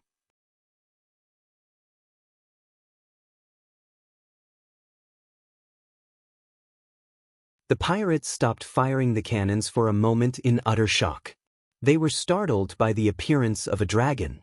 Tell them it's friendly. Michael contacted Corey and conveyed the message to the pirates.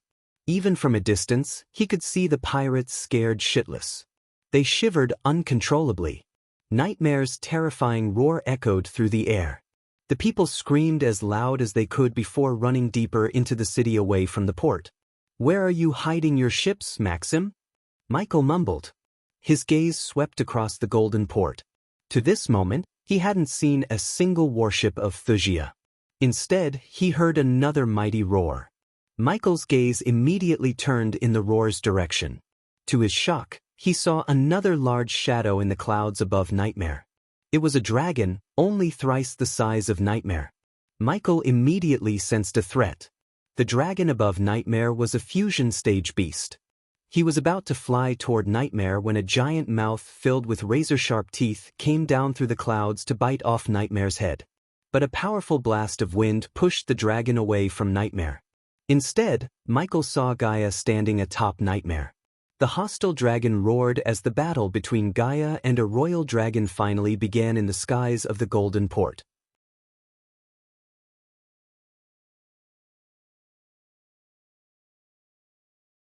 Chapter 706. Wuxian warship. Due to the cloudy sky and the misty air, no one was able to see the other dragon clearly. Except for Michael, they could barely see a silhouette of a dragon. But it changed when the dragon dived down through the clouds to attack Nightmare and Gaia.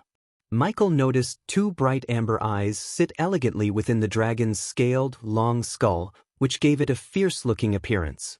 Several enormous central horns sat atop its head, just above its narrow, angular ears. Several large fan-like skin and bone structures ran down the sides of each of its jaw lines. Its nose was small and had two long, curved nostrils, and there was a tendril on its chin. Several sharp teeth poked out from the side of its mouth, revealing only a fraction of the terror hiding inside. A muscular neck ran down from its head and into a massive body. The dragon was easily thrice the size of Nightmare. The top of its body was covered in narrow scales and rows of small spikes down its spine. The bottom was covered in wide scales, colored slightly lighter than the rest of its body. For massive limbs carried its body and allowed the creature to stand arrogantly and sturdy. Massive wings grew starting from just below its shoulders and ending at its hips. The wings were bladed in structure. The skin of the wings seemed to glow as if made from the fire itself, and small, sharp tips grew from each ending like massive spears. Its thick tail ended in a hammer-like growth and was covered in the same narrow scales as its body. The dragon scales had a tinge of golden and crimson red. The sheer size and the shining scales symbolized the dragon's race, a royal dragon. Even if Nightmare were at the fusion stage, it would stand no chance against this royal dragon. Its jaw was wide enough to slice Nightmare in half. Luckily, Nightmare had a backup. "Victoria, is this your pet?" Michael was amused. The poor dragon didn't seem to realize there was a half-immortal staring at him from a distance. As much as Michael wanted to slaughter the dragon, he hovered in the sky, doing nothing. He let Gaia and Nightmare fight the dragon for a change. The two dragons roared at each other. When they came face to face, the people on the ground felt a chill. Even Yagner, General Bryce, and Devarius trembled in fear. Nightmare and the royal dragon menacingly stared at each other. Nightmare bore his teeth. Despite the size and power, Nightmare didn't show any signs of fear in his eyes. But the royal dragon had a look of scorn. He looked down on Nightmare's forest dragon race. If the royal dragon was a noble, a forest dragon was the poorest of the commoners. "I don't care who you are or why you dared to attack Thusia, but that will be your last mistake," the royal dragon growled. Its terrifying voice echoed through the sky. The pirates halted firing the cannons in utter shock. They did not want the dragon's attention. They thought Nightmare was the biggest, baddest dragon, but compared to the royal dragon, Nightmare was a puppy. "I will end you too and burn those scums alive." The royal dragon glanced at the pirate ships. "So there is no brain under that big skull of yours, huh?" Gaia ridiculed the royal dragon. "You dared to insult me?" The royal dragon roared. "You fucking idiot, we dared to burn this place to the ground. Of course, I dare to insult an overgrown lizard like you. Didn't you get the memo? We waged war against your pathetic kingdom. It's payback time, bitch." The royal dragon's eyes literally lit up with flames. It roared and dashed at Nightmare. Regardless of its enormous size, the royal dragon was fast.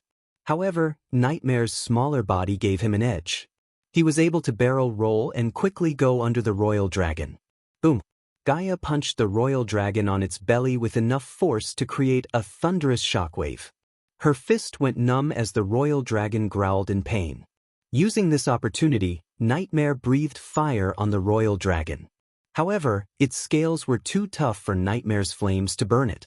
Suddenly, the air around them became hotter. When Gaia looked at the royal dragon, she saw its belly beginning to glow. "It's gonna breathe fire." Gaia quickly raised her arms as a thin jade energy shield formed around Nightmare. "Avoid the dragon breath," she ordered Nightmare. "No shit." Nightmare flapped his wings, increasing his speed. Meanwhile, the pirates resumed bombarding the port. Some of the merchant ships began to set sail away from the port. Finally, the royal dragon caught up with Nightmare and Gaia. It flew right above them. It opened its mouth wide as Gaia saw the inside of its mouth glowing like someone had set a fire inside. The temperature around them rose by several degrees. Gaia retaliated quickly by firing an arrow straight into the dragon's mouth. However, the heat inside the dragon's mouth melted the arrow like butter. "I really thought that would work," Gaia growled as Nightmare flapped his wings harder than before. Immediately he shot through the air, escaping the dragon's fire. From a distance, Michael saw a violet stream of fire shooting out of the dragon's mouth. "Holy fuck," Devarius cursed.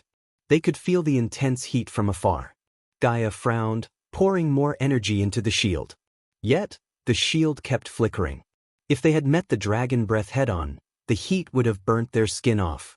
Gaia realized they couldn't drag the fight long. Where the fuck are those ships? General Bryce had lost his cool. Michael could have used the system to scan the area and find a pocket dimensions entrance. However, he used the majority of his badass points to find the Queen's soul piece's location.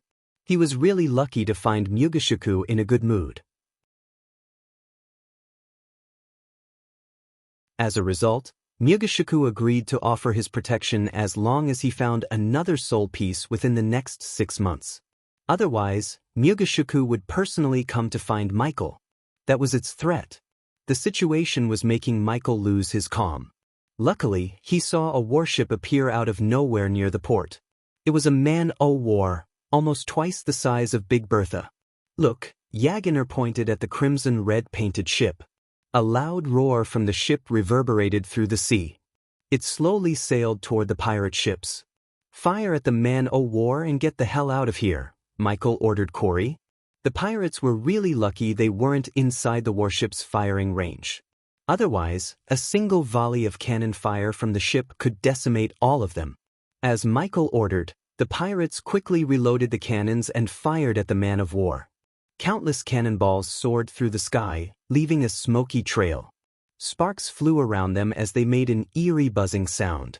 When they hit the man-o-war's hull, they all heard a thunderous explosion. But the cannonballs barely made a dent in its hull. Meanwhile, the sky lit up with violet and red color. Both Nightmare and the Royal Dragon flew above the clouds, fighting each other. Suddenly, Nightmare's roar echoed through the sky. Michael sensed a pain in its roar. Above the clouds, the dragon fire had scorched the side of Nightmare's belly. But despite the pain, Nightmare didn't slow down. Seeing the pain in Nightmare's eyes, Gaia's anger shot through the roof. She raised her bow as 4 arrows made of golden energy appeared in her hand. She knocked all of them, mumbling something under her breath.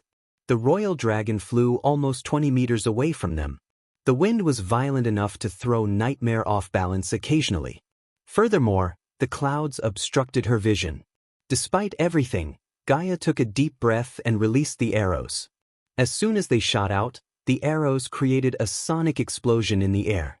Each of the 4 arrows grew in size, transforming into golden snakes in midair. Unlike traditional arrows that travel in a straight line, these snakes zigzagged, following the Royal Dragon. The Royal Dragon retaliated by breathing fire onto the golden snakes. Its violet flames melted 2 snakes, but it was too late to stop the remaining 2. They hit the Royal Dragon in the belly and in the back. The Royal Dragon screamed in pain as the arrows exploded when they penetrated the dragon's scales. On the sea, the man-o-war prepared to fire its cannons. The sound of cannons cluttering traveled in the air. It was like thunder rumbling. A few moments later, the cannons fired, gushing out thick white smoke.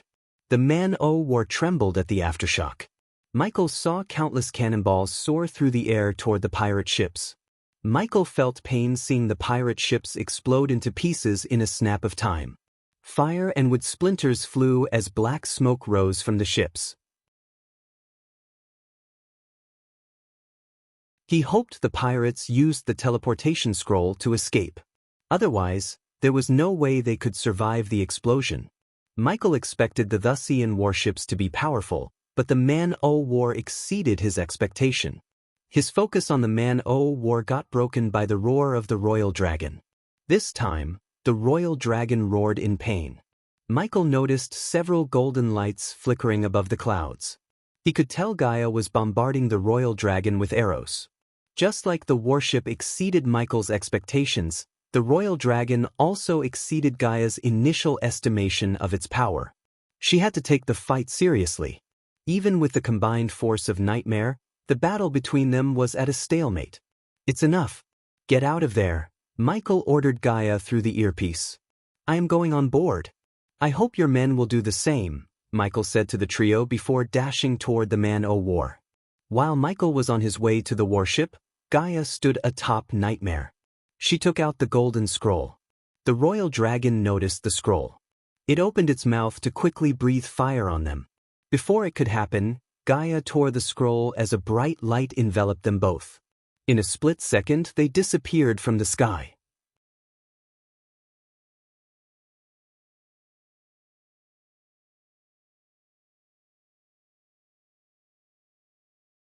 Not only that, he correctly identified them as amateurs. The captain looked at the bewildered faces of his men. If they were commoners, they would have pissed their pants. If they were good spies, they would have spun a believable story. "Only amateurs do neither of those," said the man. "I wonder what they were hoping to accomplish." He slowly made his way toward the spies. He lifted one's head. "The way I see it, you have 2 choices. Answer my questions, get a quick death or resist, and I can make you wish for death. The spy spat on the captain's face without a second thought. Before even the blob of spit could hit the floor from the captain's face, the captain punched the spy right through the chest. Blood splattered across the wooden floor. The spy coughed up blood. Michael noticed the spy's beating heart in the captain's hands. The surrounding soldiers didn't look as shocked as one would expect. But because they had seen too many cruel acts of their captain, and they themselves were capable of so many ruthless things. The captain crushed his teeth with a sickening crunch. Seeing the end of the spy, the one beside him trembled. So, how about you? The captain slowly wiped off the spit from his face and the blood on his hand on the spy's shoulder. I was ordered to infiltrate the ship under Prince Devarius' orders, the spy blabbered. Prince Devarius was captured, the captain said as the spy frantically shook his head. He was rescued. Now he is with General Bryce, General Yagner, and? The captain squeezed the spy's shoulder. Ghost, the Thusian Alchemy Guild leader? The captain tilted his head. Michael witnessed the spy blabber everything from Michael's heavenly tribulation to rescuing Prince Devarius to taking over the cities conquered by the Thusians. The Thusian soldiers listened to his story, uttering no word. They all trembled in anger. Judging by the looks on their faces, if Michael appeared before them, they would fight to the death. What was your plan? Tell us in great detail, please, and I will let you live. The spy's face brightened. A delighted smile emerged on his face. However, before he could open his mouth, the Thusians saw the spy tremble violently. A white form spurted out of his mouth. Blood seeped through every pore in his body. The Thusians were startled. The spy kept twitching until his body finally gave up. He's dead, but how? The captain rubbed his chin. None of them knew Michael used the spider to inject the spy with poison before he could blabber the plan. Activate the rune. We have to report this to General Booth, said the captain. The mere mention of the name made Michael's blood boil.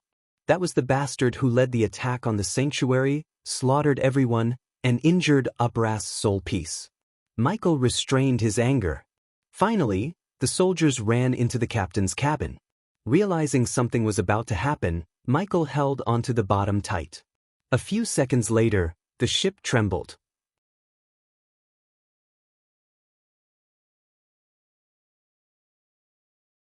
Instead of Michael, they only hit the other ships.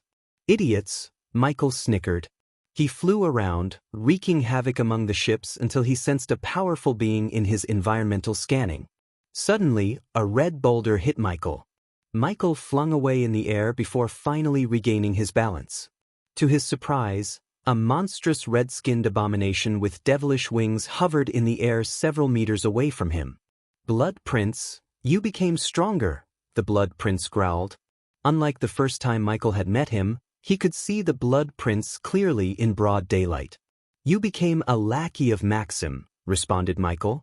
The Blood Prince did not say anything for a few moments. Tell me, where do I find more of these? The Blood Prince tossed a glass vial with a few golden drops at the bottom of it. The last time Michael met the vampires, he gave this potion to Saber. Apparently, Saber used this potion which could make the vampires survive the sun for almost an hour on a vampire. But it became obvious that Saber didn't. Otherwise, the Blood Prince couldn't have used the potion.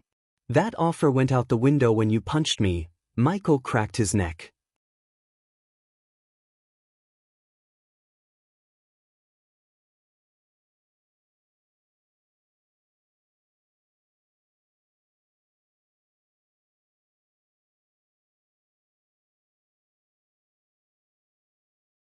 Blood gushed out like a fountain.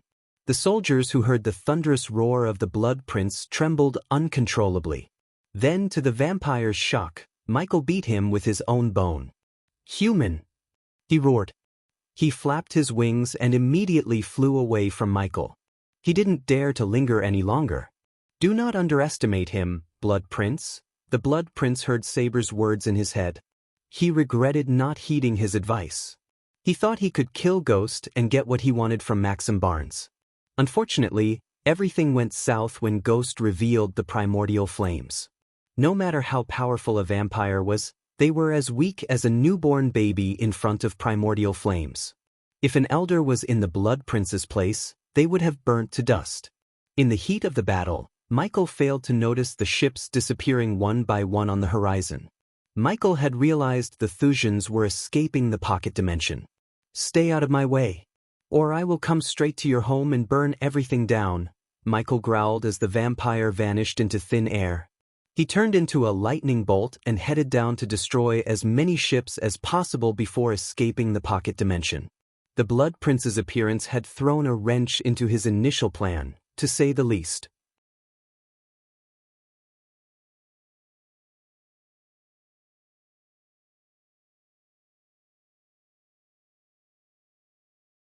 The scroll.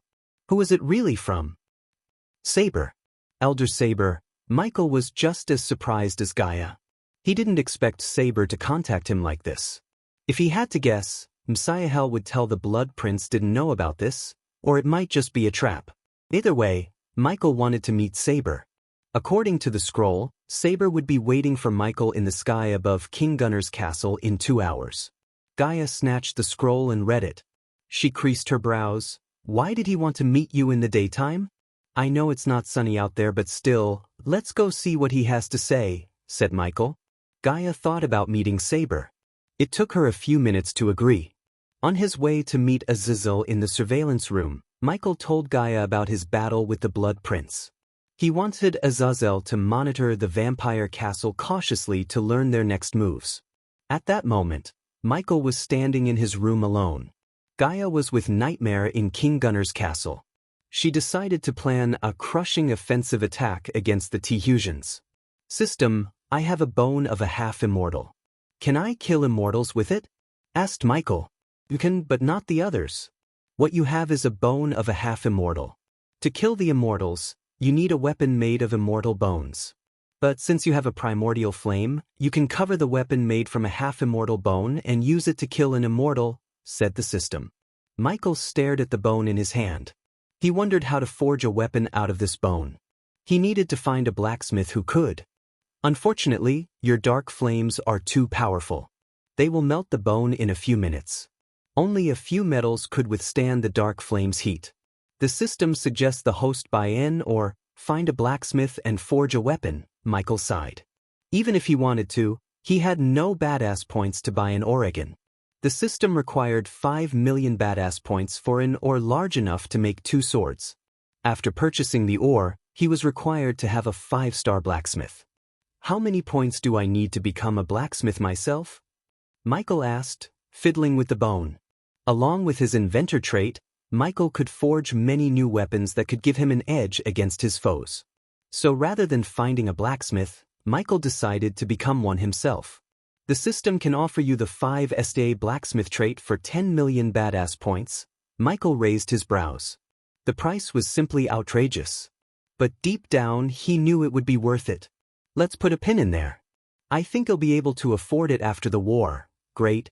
After exiting the system, Michael prepared to leave to meet Saber. He willed the system to teleport him back to King Gunner's castle.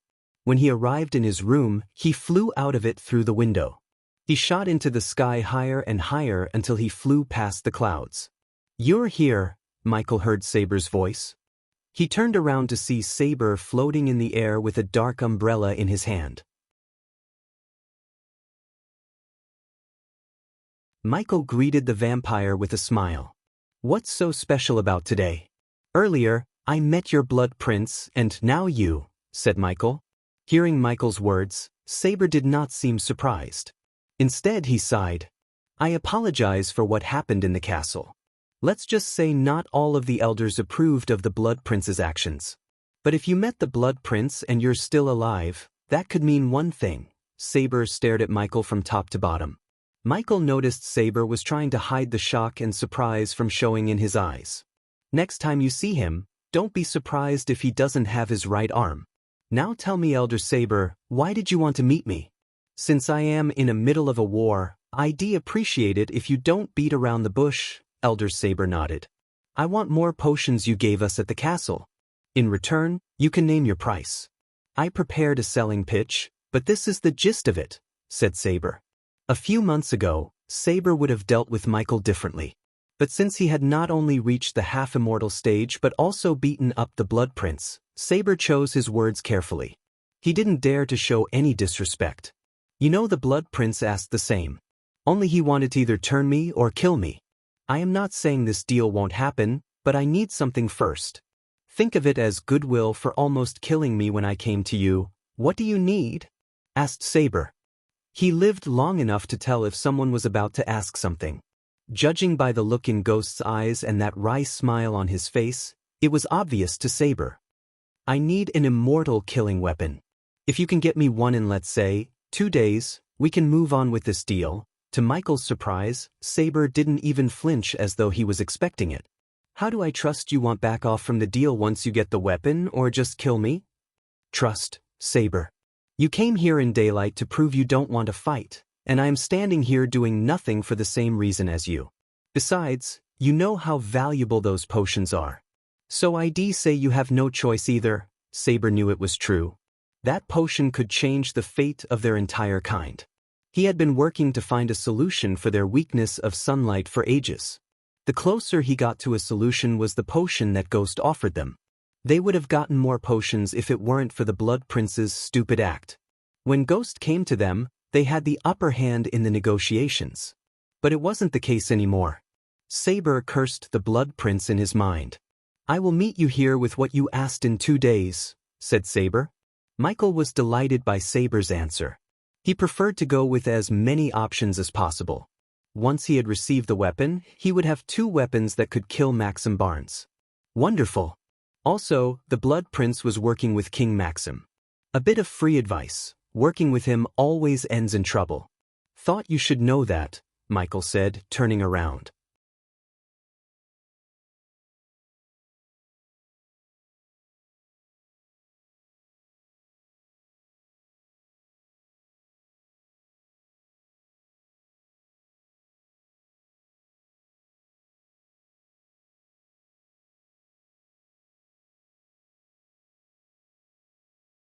Nightmare, sit beside the ice core, said Eladir. While Nightmare was obeying Elider's orders, Michael approached Gaia. I just met Zanali. As soon as she heard these words, Agay clenched her fist. Just Zanali's name was enough to turn Gaia's eyes red in anger. Where and why? She came to meet me in Gunner's castle. Apparently, she was there on behalf of the Guardians to tell me to stop the war. That bitch, Gaia growled. Michael told her everything that happened, and Gaia couldn't be more proud of him. Since they were heading for the southern continent and revealing their identities, there was no need for them to pretend to respect the Guardians anymore. Gaia didn't think the Guardians would send an immortal after Michael any time sooner. If her guess were right, Zanali would go to Thusia and ask them to stop the war. It's ready, said Eladir, drawing their attention toward Nightmare. Are you ready? Michael asked Nightmare. I was born ready, Nightmare grinned.